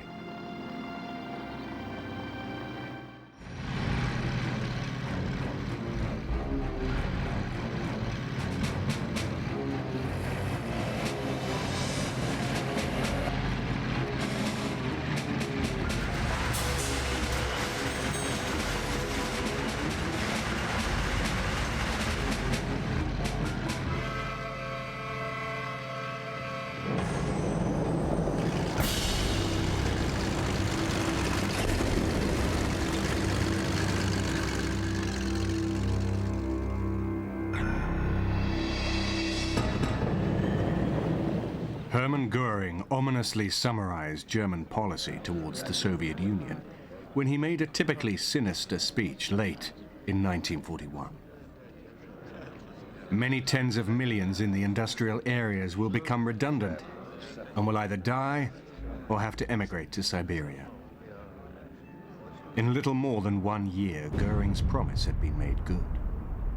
Hitler's armies had reduced vast areas of Western Russia to dust and rubble and subjected the Soviet peoples to unimaginable brutality.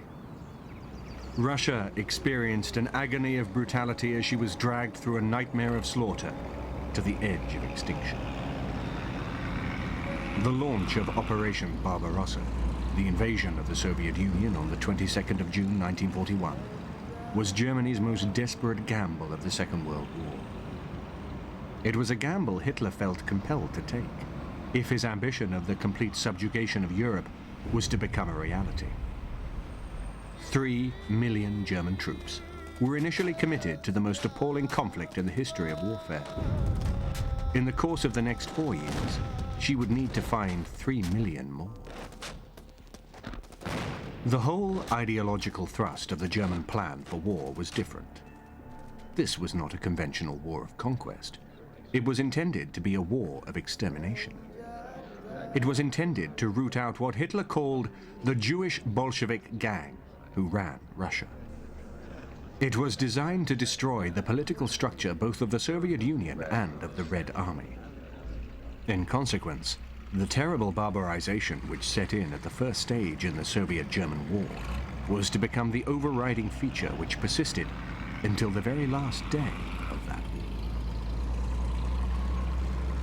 Standing between Hitler and the realization of this vision were the armies of the Union of Soviet Socialist Republics, a fighting force whose condition of disorganization was mirrored by the paranoia of its political leadership.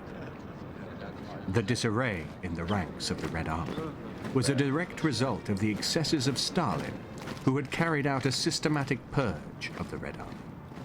In 1936, Tukhachevsky, chief of staff of the Russian army, was executed for treason following a trial which lasted only a single day. 6 of the 8 generals forming the court-martial which condemned him were themselves to follow suit soon after. By the end of the purge, the Russian army had lost 3 of the 5 remaining marshals of the Soviet Union, all 11 deputy ministers of defense, 75 of the 80 members of the military soviet, all the commanders of the military districts, 13 of the 15 army commanders, more than half the corps commanders, and approximately 30% of the officers below brigade level. The performance of the Russian tank forces was affected by 3 major considerations. The first one was that during the purges in the late 1930s, early 1940s, well over 90% of all the tank commanders were shot. And so there was a dearth of experienced tank commanders. A lot of the senior commanders who were actually replaced after the fiasco in Finland in 1940, they were actually reinstated, even though they had a poor track record. They went back in and commanded these units. The units, because they were so large, because there was over 24,000 tanks, the Russians really couldn't afford to spend a great deal of time training the crews. And most of the training that the crews had had was for exercises more for the Politburo and for propaganda purposes, rather than actual tactical exercises. And the third factor was there was very little in the way, or almost no spare parts. So when a vehicle broke down, unless they cannibalized another vehicle, there was no spare parts for that vehicle. This great offensive, codenamed Barbarossa, had been fermenting for a long time in Hitler's mind. Firmly rooted in National Socialist ideology was the conviction that Germany's destiny lay in the East. Once more, Hitler needed a quick war. Once more, he needed it soon. It was his instinct that Germany would never stand so strong as she stood then. His gambler's instinct told him that if he delayed even 1 year, the crowds that cheered the latest successes so fervently might no longer be willing to follow him into so hazardous an adventure. And there was no greater military adventure than the invasion of Russia. As the German build-up towards Operation Barbarossa continued, Stalin's attempts to pacify Hitler grew more desperate. Stalin felt he was continuing to buy time by these unrequited concessions. But his use of the breathing space, which he had already obtained, was totally devoid of any worthwhile attempt to remedy his military disadvantages. Stalin was well aware that sooner or later the Germans would attack, but what accompanied this was as follows, actually. There was also the assumption, very deftly introduced by the Germans, that in fact, before this attack, there could well be negotiations. There might even be, and the Russians now have disclosed this, there might even have been a personal meeting between Hitler and Stalin. And Stalin therefore became persuaded that there were two elements to this German position. One was that the massive German military buildup was in fact, if you like, not an inducement, but a form of coercion to force him into a negotiating position. And on June the 14th, he made this perfectly plain by the famous TASS statement saying, look, we know what you're up to. We know all about these concentrations, but there is nothing to prevent a settlement of Soviet-German relations. That was the first thing. The second thing was a certain element of self-deception on Stalin's side, to the effect that, one, he strongly believed that Hitler would never embark on a two-front war. And the second thing was, again, Stalin's great concern that although the Soviet General Staff, Zhukov and Vasilievsky and others, and particularly Timoshenko, were urging Stalin to mobilize, Stalin argued actually, and he shouted at Timoshenko, what do you want, a war? Because the act of mobilization, full formal mobilization, essentially would trigger war. Indeed, even on the morning of the 22nd of June 1941, when the German army is advancing, he's still partly persuaded of what he thought was a provocatia. He even imagined it was some breakaway German generals who were trying it on, as it were. This wasn't the real thing. So that the explanation of Soviet unreadiness is much more complex than the fact that, yes, they knew about it, B, they did nothing about it. And it was certainly plain from Stalin's statements that he did expect a war, which he hoped through his diplomacy and his general political initiatives to postpone to 1942. The reality of it was that Hitler meant every word he said. He would attack on the 22nd of June 41, and he did attack. By June 1941, with a German attack imminent, the Western Special Military District on which the blow would fall was nothing short of a shambles. Many divisions were between 6,000 to 7,000 men short of wartime establishment. Levies of experienced personnel had been hived off to build new tank and aviation units. Only one of 6 mechanized corps had received their full complement of equipment. 3 of the 4 motorized divisions had no tanks, and 4 out of every 5 vehicles in the tank fleets were obsolete. 4 of the corps had only 1/4 of their designated motor vehicles, and in another 4, 1 in 3 motor vehicles needed repairs. Although the two opposing forces had amassed vast amounts of weaponry along their common borders, the Soviet Red Army and the German Wehrmacht were anything but equal adversaries. Russian armored warfare was inhibited by Stalin's disenchantment with tank divisions, which had led him in the 30s to utilize his armor only in the support of infantry formations. After witnessing German successes on the Western Front in 1940, Stalin changed his mind. But the reorganization of Russian armor was not completed before the launch of Barbarossa. Even though Russian tanks outnumbered German 2-to-1 at the front and 6-to-1 overall, tactical ineffectiveness, obsolete models, and widespread disrepair tipped the advantage overwhelmingly in favor of Germany during the first stages of the conflict. In the western part of Russia, the Red Army consisted of about 5 million men. The tank strength of the Red Army on the 21st of June 1941 was 23,108, of which possibly 8,000 were battle-ready and in good condition. Typical of the Russian tank forces in the early part of the war was the T-26. Well, the T-26 was built under license from a design that was originally created by Vickers Armstrong in about 1928, so it was a British tank. You can always tell it was a good tank because the British Army never ordered it. It was purely a commercial offering, and the Russians took to it in a big way. and they got a license. It was all done above board, and then put a much better gun in it than the British had done. They had a 45mm anti-tank weapon, which was actually quite effective against contemporary tanks. So from that point of view, it was an excellent little vehicle. It was reliable, but it was very, very rough. The actual suspension, the wheels and tracks that it runs on, gave people a very hard ride. And of course, like all tanks of the pre-war period, it's of bolted construction, so it's weak when it comes to defending itself against incoming rounds. But generally speaking, for its day, an excellent little tank. Just on a historical note, what makes this tank interesting is that it was captured from the Russian army by the Finns during the Winter War. They did some minor modifications, used it for a while in their army, and then latterly they buried all these tanks in their defensive regions, particularly what was known as the Mannerheim line. And the tank was buried, so when its turret was showing, it became part of the fixed defences. Back in the sort of 70s and 80s, they started digging up the Mannerheim line, suddenly produced all these tanks. And we were able to do an exchange with them to get it for the Tank Museum, which is great, because it means we have a representative example, not only of a pre-war Russian tank, which is quite something to have, but also something which derived originally from a British design, and we have the British design from which it came also in the museum. So historically it's interesting. I should point out, of course, that the swastika on the turret has absolutely nothing to do with the Nazis. It is a Finnish symbol, one of the runic symbols that they employed. So in this case, there's no Nazi association at all. On the German side, the field strength was roughly about 3.5 million men. With the addition of the German allies, the Finns, the Slovaks and the Hungarians, the figure rises to nearly 4 million. In infantry, the Germans were therefore outnumbered by 1 million men at the outset. In terms of armour, the discrepancies were even larger.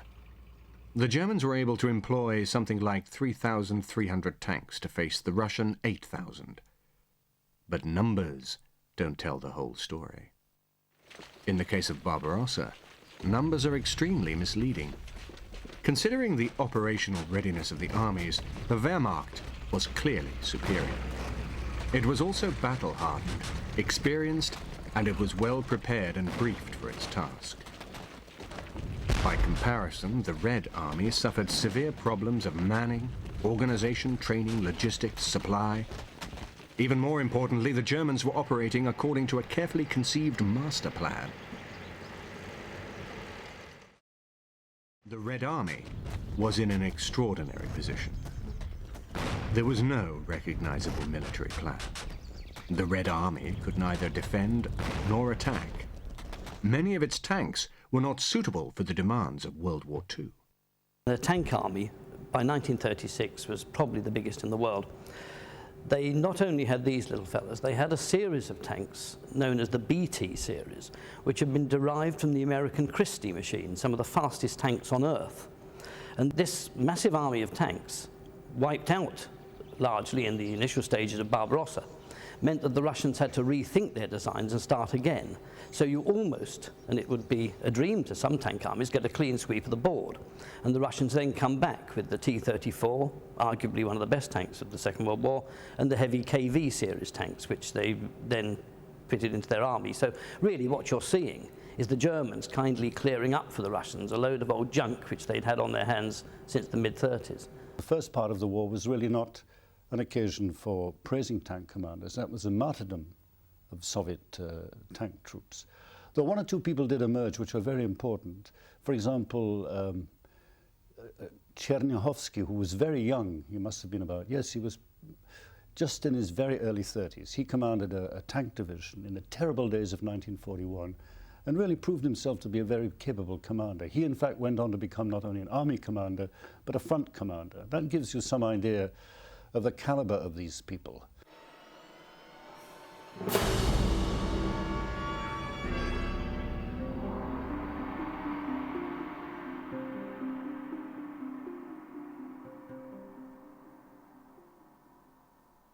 The awesome German armies, which the 170 understrength divisions of the Russian troops faced, were divided into 3 large groups. These consisted of 148 fully manned and equipped divisions. The German armor was grouped into 19 Panzer and 15 Panzer Grenadier divisions. The Army Group South was commanded by Field Marshal Gerd von Rundstedt. and was charged with seizing Kiev and taking control of the Ukraine as far as the river Dnieper. Field Marshal von Bock's Army Group Center was to strike towards Smolensk. Army Group North under Field Marshal von Lieb was to attack through the Baltic states and seize Leningrad. Army Group Center was a larger formation than the forces which comprised the other two army groups. It had 50 German divisions as opposed to 39 in Army Group South and only 29 in Army Group North. It could deploy 910 aircraft as opposed to 684 Army Group South and 434 Army Group North.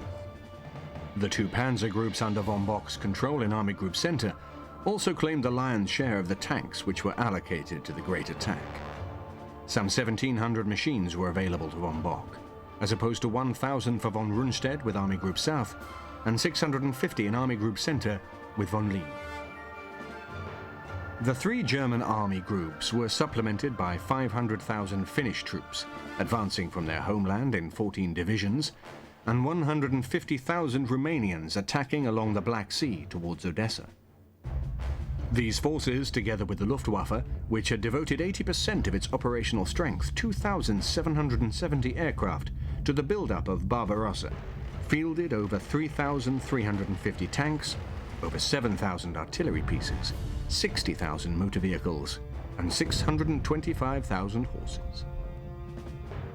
The Russian army still clung to its peacetime structure.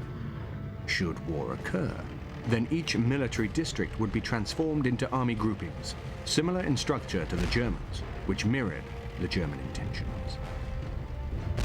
The North Soviet front was to repel advances through the Baltic states and defend Leningrad from Finnish attack. The Northwest, West and Southwest fronts would engage the three main German army groups, and the Southern front would deal with any advance towards Odessa. Behind these similarities, the contrast between the warring nations could not have been greater. While Germany boasted one of the finest industrial infrastructures in the world, Russia had still not completed her industrial revolution. Stalin had declared in 1931 that one feature of old Russia was the continual beatings that she suffered for falling behind, for her backwardness, for military backwardness, for agricultural backwardness. We are 50 or 100 years behind the advanced countries. We must make good this distance in 10 years. Either we do it, or they crush us.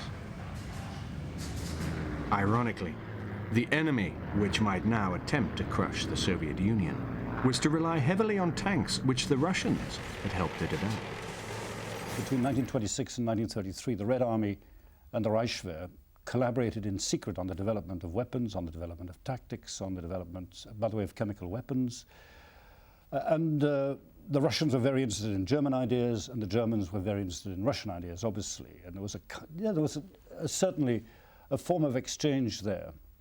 By the way, many Russians today say that what really happened was early German successes were actually based on Soviet theory. Well, that's a little bit of national pride being thrown in. Undoubtedly, both sides were interested in the potentialities of the tank. That's very true. And the second thing they were interested in was the relationship between air-ground cooperation between the tank and the dive bomber. Yes, that was true.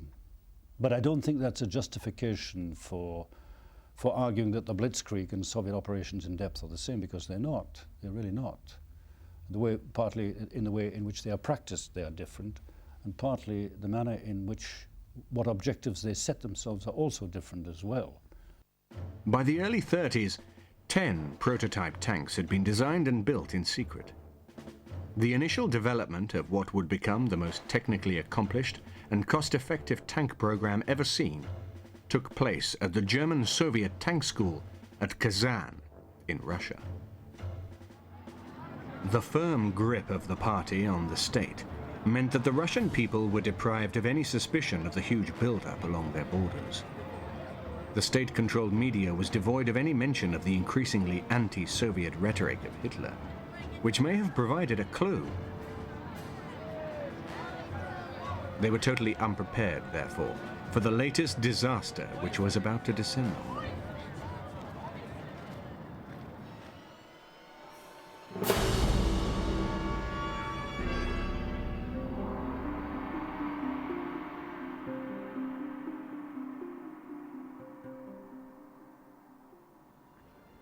At last, at 0400, on the 22nd of June 1941, the code word Dortmund crackled down the wires, and the maelstrom that was Barbarossa finally erupted. The German armies of the Blitzkrieg sliced through the Russian forces on every front. Faced by the results of his intransigent refusal to act, Stalin panicked. While his army headquarters desperately tried to piece together the most rudimentary picture of what was happening, he ordered an immediate counteroffensive on all fronts. As the first reports of the devastation his own command had helped to create filtered through, he was shattered. All that Lenin created we have lost forever, he declared. He finally retreated to his Dachau, not to emerge until the 3rd of July. But what really stunned the Red Army commanders was that the massive German assault proceeded without any artillery support. It simply sliced through. The Red Army Command had expected that there would be meeting engagements and opening actions that would develop over a period of days.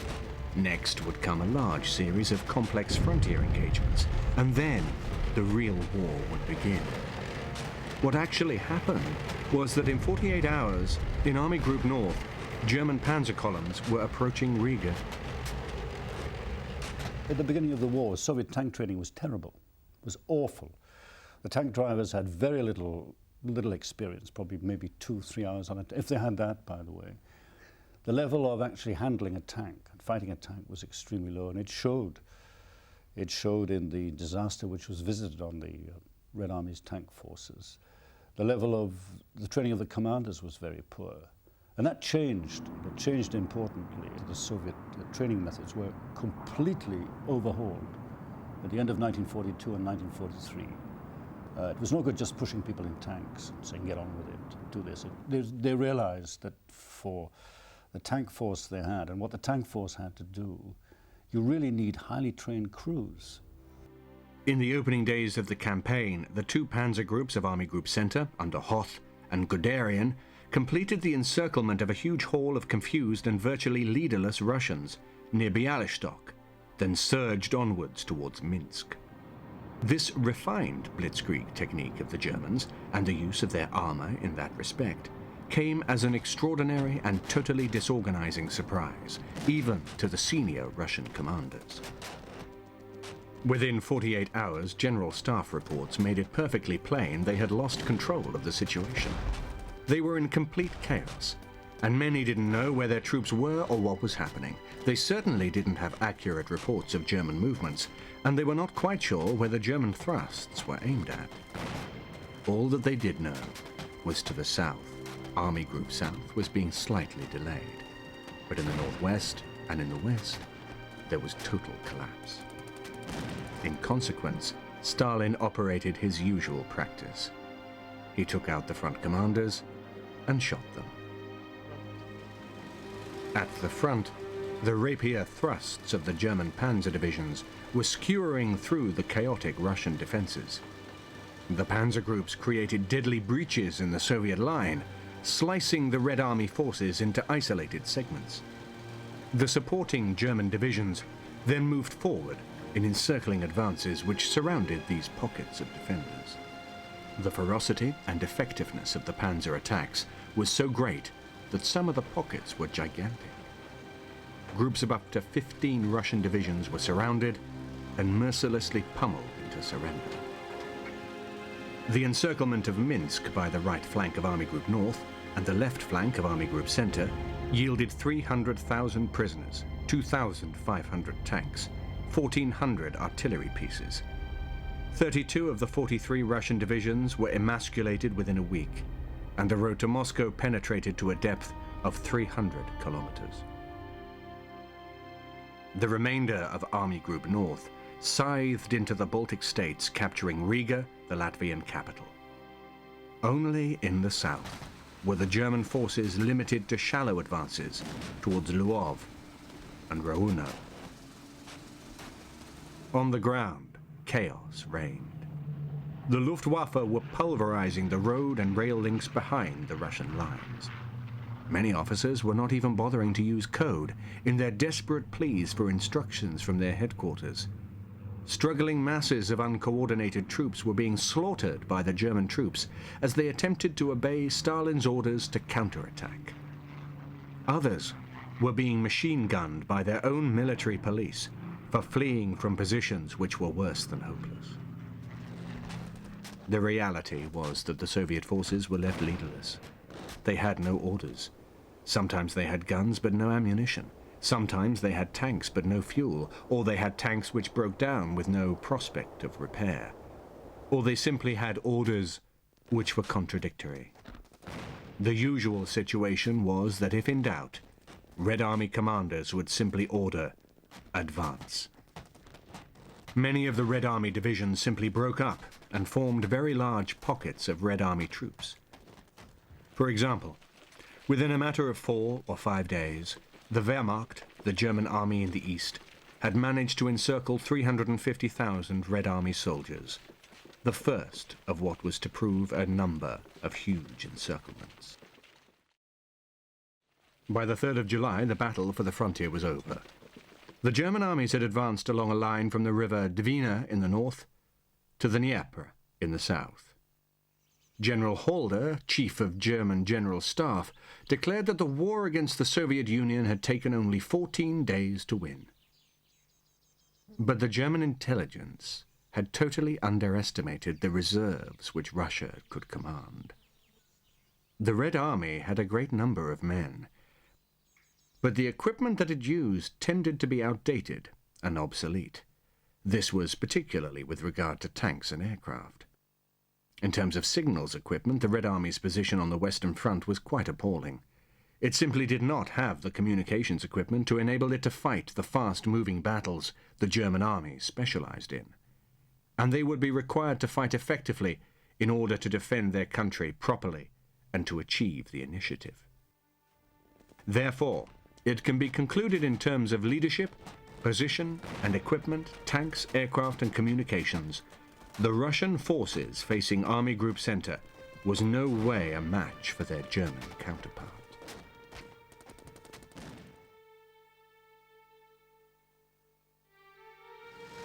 The invasion forces scythed through hopelessly disorganized opposition and moved rapidly onwards.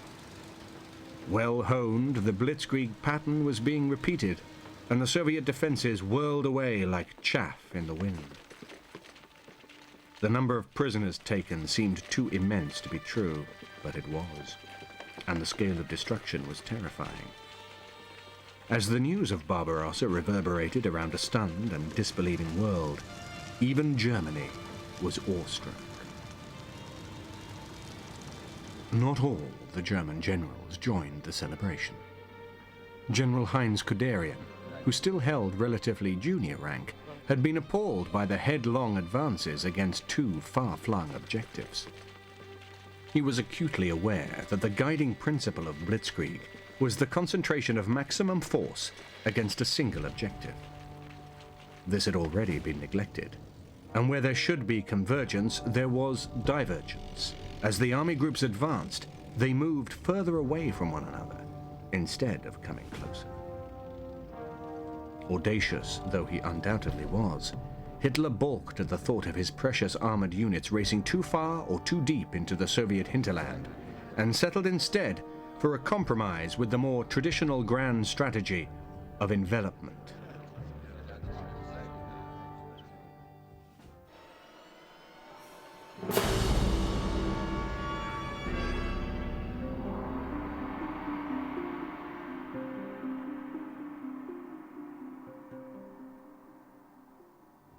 By the end of June, Guderian and Hoth's tanks had joined near Minsk to complete a huge encirclement, and by mid-August, Army Group North was approaching Leningrad. The Germans continued to achieve extraordinary success, and the Wehrmacht surged on with undiminished impetus. Incredible numbers of prisoners were taken and huge quantities of tanks and guns captured or destroyed.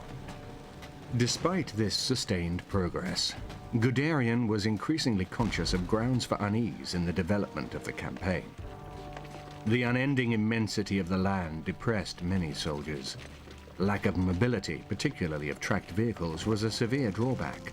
There continued to be a huge haul of prisoners, but the German pincers were closing too slowly, allowing large numbers of Red Army troops to get away, and the Red Army appeared to command endless reserves.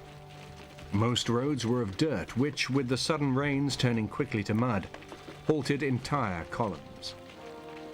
Meanwhile, Hitler was vacillating.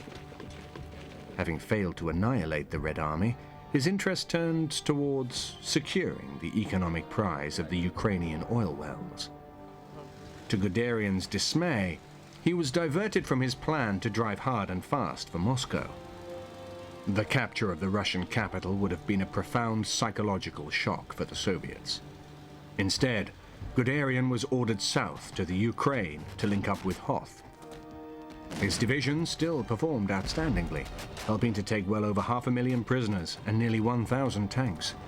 But the crucial moment of the campaign had already passed.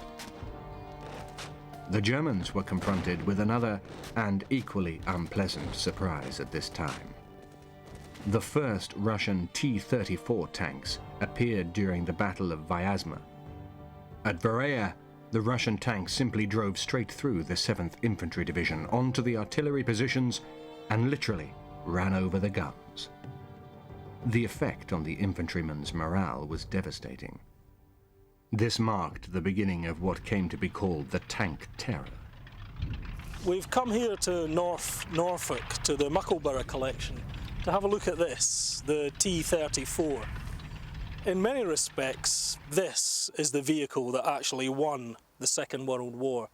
They were manufactured in such quantity that they swamped the German forces, and they really had no answer to the sheer numbers of T-34s which appeared on the battlefield. There were something like 50,000 of these that were manufactured during the war period. It's by no means a beautifully finished machine, but it was solid and it was very, very workmanlike. When you consider that there were only something like 1,700 Tigers which were manufactured, they had to face 50,000 of these, and on the Allied side, 50,000 Shermans allied to all the British types. So you can appreciate that it didn't have to be the best tank in the world, but in many respects it was a very, very solid performer. It was made with the Russian conditions in mind.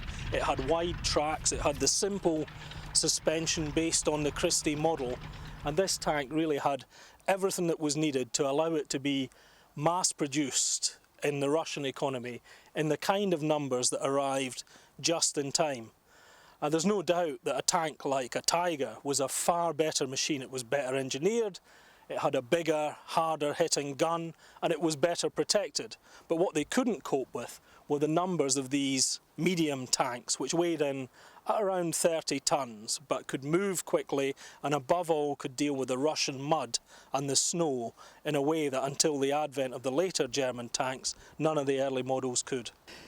It was absolutely different to everything else what was available then. Strong armor, sloping armor.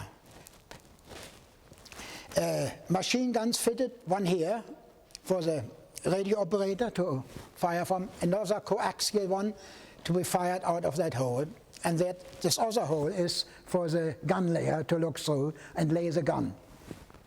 Driver sits here, and next to him is the radio operator, as I said, who will fire the gun. And the other three men, the commander, the early one did not have a commander as such. The commander at the top with the vision all round, the gun layer and the loader, which was quite a difficult job in there. The T-34 embodied everything as close as possible to perfection which could be expected from a tank at the time. Speed, protection, firepower, and most of all reliability, because that's the worst thing which could happen on a tank, especially on a modern German tank at the time, to break down somewhere, miles from anywhere, and not be able to get going. This, as I said earlier, is the 85mm gun, which was very, very good. But the Russian optics bulbs were not quite as good as the Germans, which meant lesser shells hit their target than they might have done on the German Tiger, for instance. One of the best things on this tank. Well, everything is good, as I said earlier, but one of the best reliable things is the engine itself. Now, this tank was made in 1943, but the engine hasn't changed very much to this very day. Actually, the very same engine with a slightly higher power output is put in the T-55. The very same engine develops about 30 or 40 more horsepower, that's all.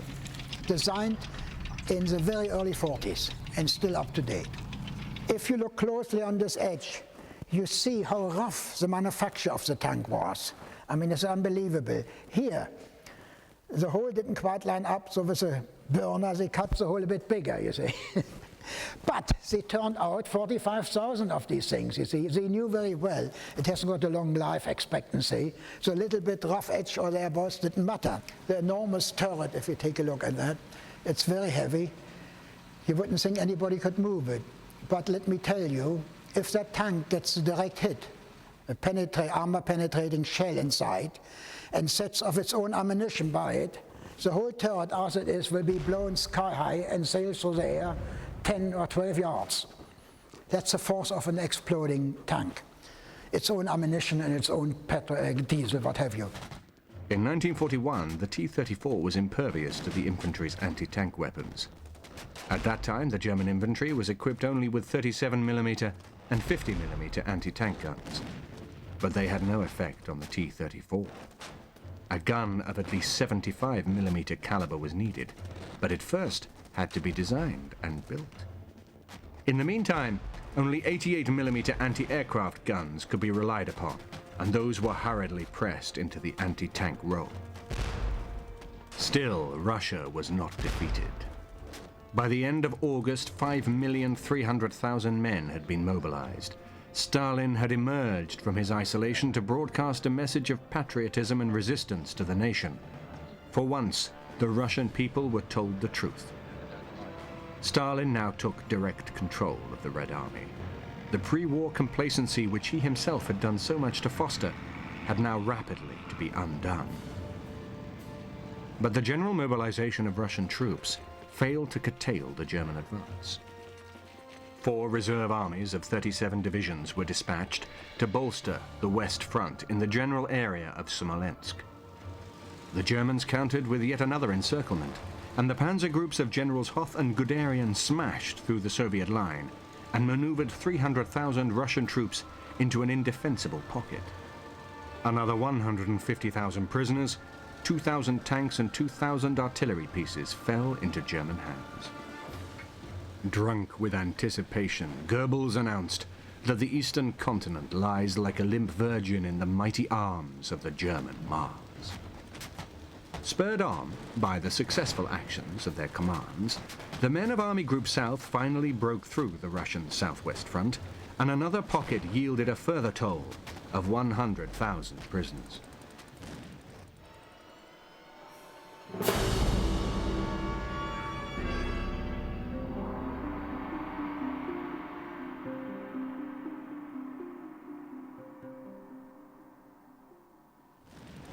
At the outbreak of war in the East, the backbone of the Panzer Corps was the Panzer Mark IV. Designed by Krupp and weighing 17.3 tons, the Panzer Kampfwagen IV carried a crew of 5 at a maximum speed of 18.5 miles an hour. Its armor varied in thickness from 8 to 30 centimeters, and it was armed with a 75mm turret gun and 2 machine guns. Supported by the lighter Mark III, which was similar in size and appearance, the Mark IV swept all before it until the Russian T-34 tank made its appearance in numbers. Despite the confusion which surrounded her armed forces, the Red Army had tried in 1940 and 1941 to bring in 2 new tanks. The T-34, which had been successfully tested in 1939, and the heavier KV-1 tank. But so far they only produced about 1,000 of each. The T-34s and KV-1s were distributed in very small packets on a battlefront about 2,000 miles long. Nonetheless, when they did meet German armor, it did come as an enormous shock the first time that the Germans encountered them, particularly the T-34. The superior quality of the T-34's armor, mobility, speed, and gunpowder was something they simply hadn't suspected. Guderian himself ran into a T-34 ambush in November 1941, and his force was almost completely destroyed. Guderian was pushing forward to Moscow and had swung round from the south and was approaching Tula. And for the first time he was met not by one or two T-34 tanks, but a perfectly organized, competently commanded Soviet tank brigade, commanded by a man called Katukov. And this is where the Germans really learned what the T-34 could do. And the alarm bells rang throughout Germany, and for the first time one began to see how these tank forces could be handled. But it wasn't just the quality of the tanks which counted. It was the capability of the Panzer commanders to control their armor that was essential. They had excellent command control facilities, and also at that time they had very good support and logistical facilities. So that although German Mark II and Mark IIIs might run up against a huge KV-1, the big heavy tank, such was the haphazard and untrained manner in which the Russians handled their armor that the Germans soon learned to defeat them, even with inferior armor. But there were a few hard lessons to be learnt first. One of these was the emergence of the KV-1. After a month of victorious progress, the German High Command were disconcerted by the rapidity of their own advance. Their armies were now fighting on a front 1,000 miles wide. The Stukas could no longer deliver the concerted hammer blows which had punched the holes in the Russian lines, which the Panzers had so mercilessly exploited. The lengthening supply lines were also affecting the German ground forces. Tank commanders, hundreds of miles from their Polish depots, nevertheless pressed for the final thrust towards Moscow. They argued that only the continuation of the offensive would prevent the Russians from organizing a fresh line of resistance. While many of Hitler's generals disagreed that such an attack should be launched immediately, they were almost unanimous in recommending that Moscow should become the primary objective of the next phase of the war. Hitler, on the other hand, was worried about the possibility of the gaps between the panzer divisions and the main armies being exploited by Russian reinforcements. Hitler had never been fully convinced of the importance of Moscow and continued to regard it as a secondary objective. The debate stretched out until mid-August. A vital month of summer weather was wasted. The Russians had the breathing space to throw reserve divisions into the gaps in their defenses. Barely trained, poorly equipped, some in the battered remnants of their civilian clothing, their stubborn ferocity meant that they were still a force to be reckoned with. A rapid campaign to crush Russia, which should have been over by August, had not achieved its objectives. The German High Command had to think again, and the first thing that they had to think about was logistics and supplies. No great preparation had been made for a winter campaign in Russia. Neither were their tanks equipped for the job in hand. Eventually, the objections of the generals were overruled, and not one but two major objectives were prioritized by Hitler, who demanded the simultaneous capture of Moscow and the fall of the Ukraine.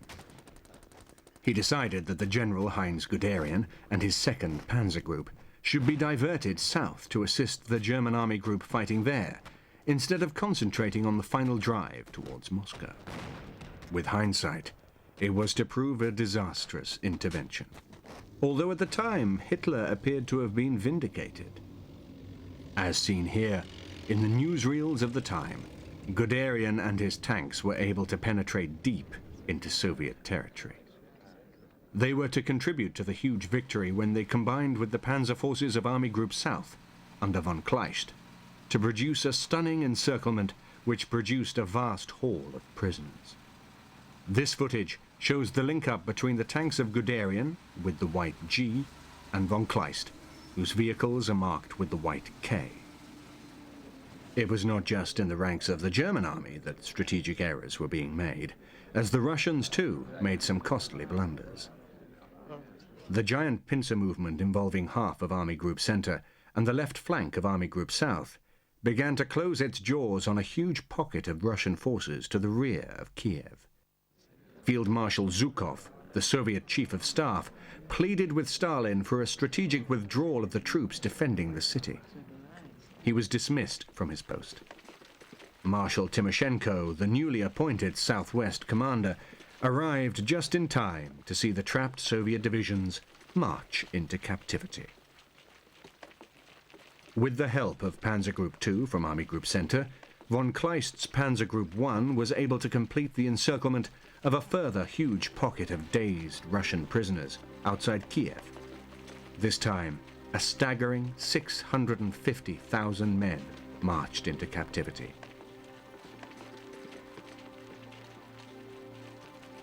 Army Group South had played its part in the largest victory in history. The unfortunate captives had nothing to celebrate. The 650,000 prisoners taken by the Germans remains the highest number ever captured in a single engagement. The battle for the Ukraine now centered on the Crimean Peninsula, where the right flank of Army Group South pressed the Soviet 51st Army back towards Sebastopol. While half of the German Group Center were engaged in subduing the Ukraine, Marshal Zhukov, transferred to the reserve forces behind West Front, seized the opportunity to attack the German Fourth Army. Occupying a salient near Smolensk, the Germans were now themselves vulnerable to encirclement. The German Fourth Army were thrown back 12 kilometers, but without sufficient tanks and aircraft, Zhukov failed to tighten the noose he had made. However, in terms of morale, Zhukov's counter-thrust was highly significant. His action was the first substantial Soviet counterattack of the war.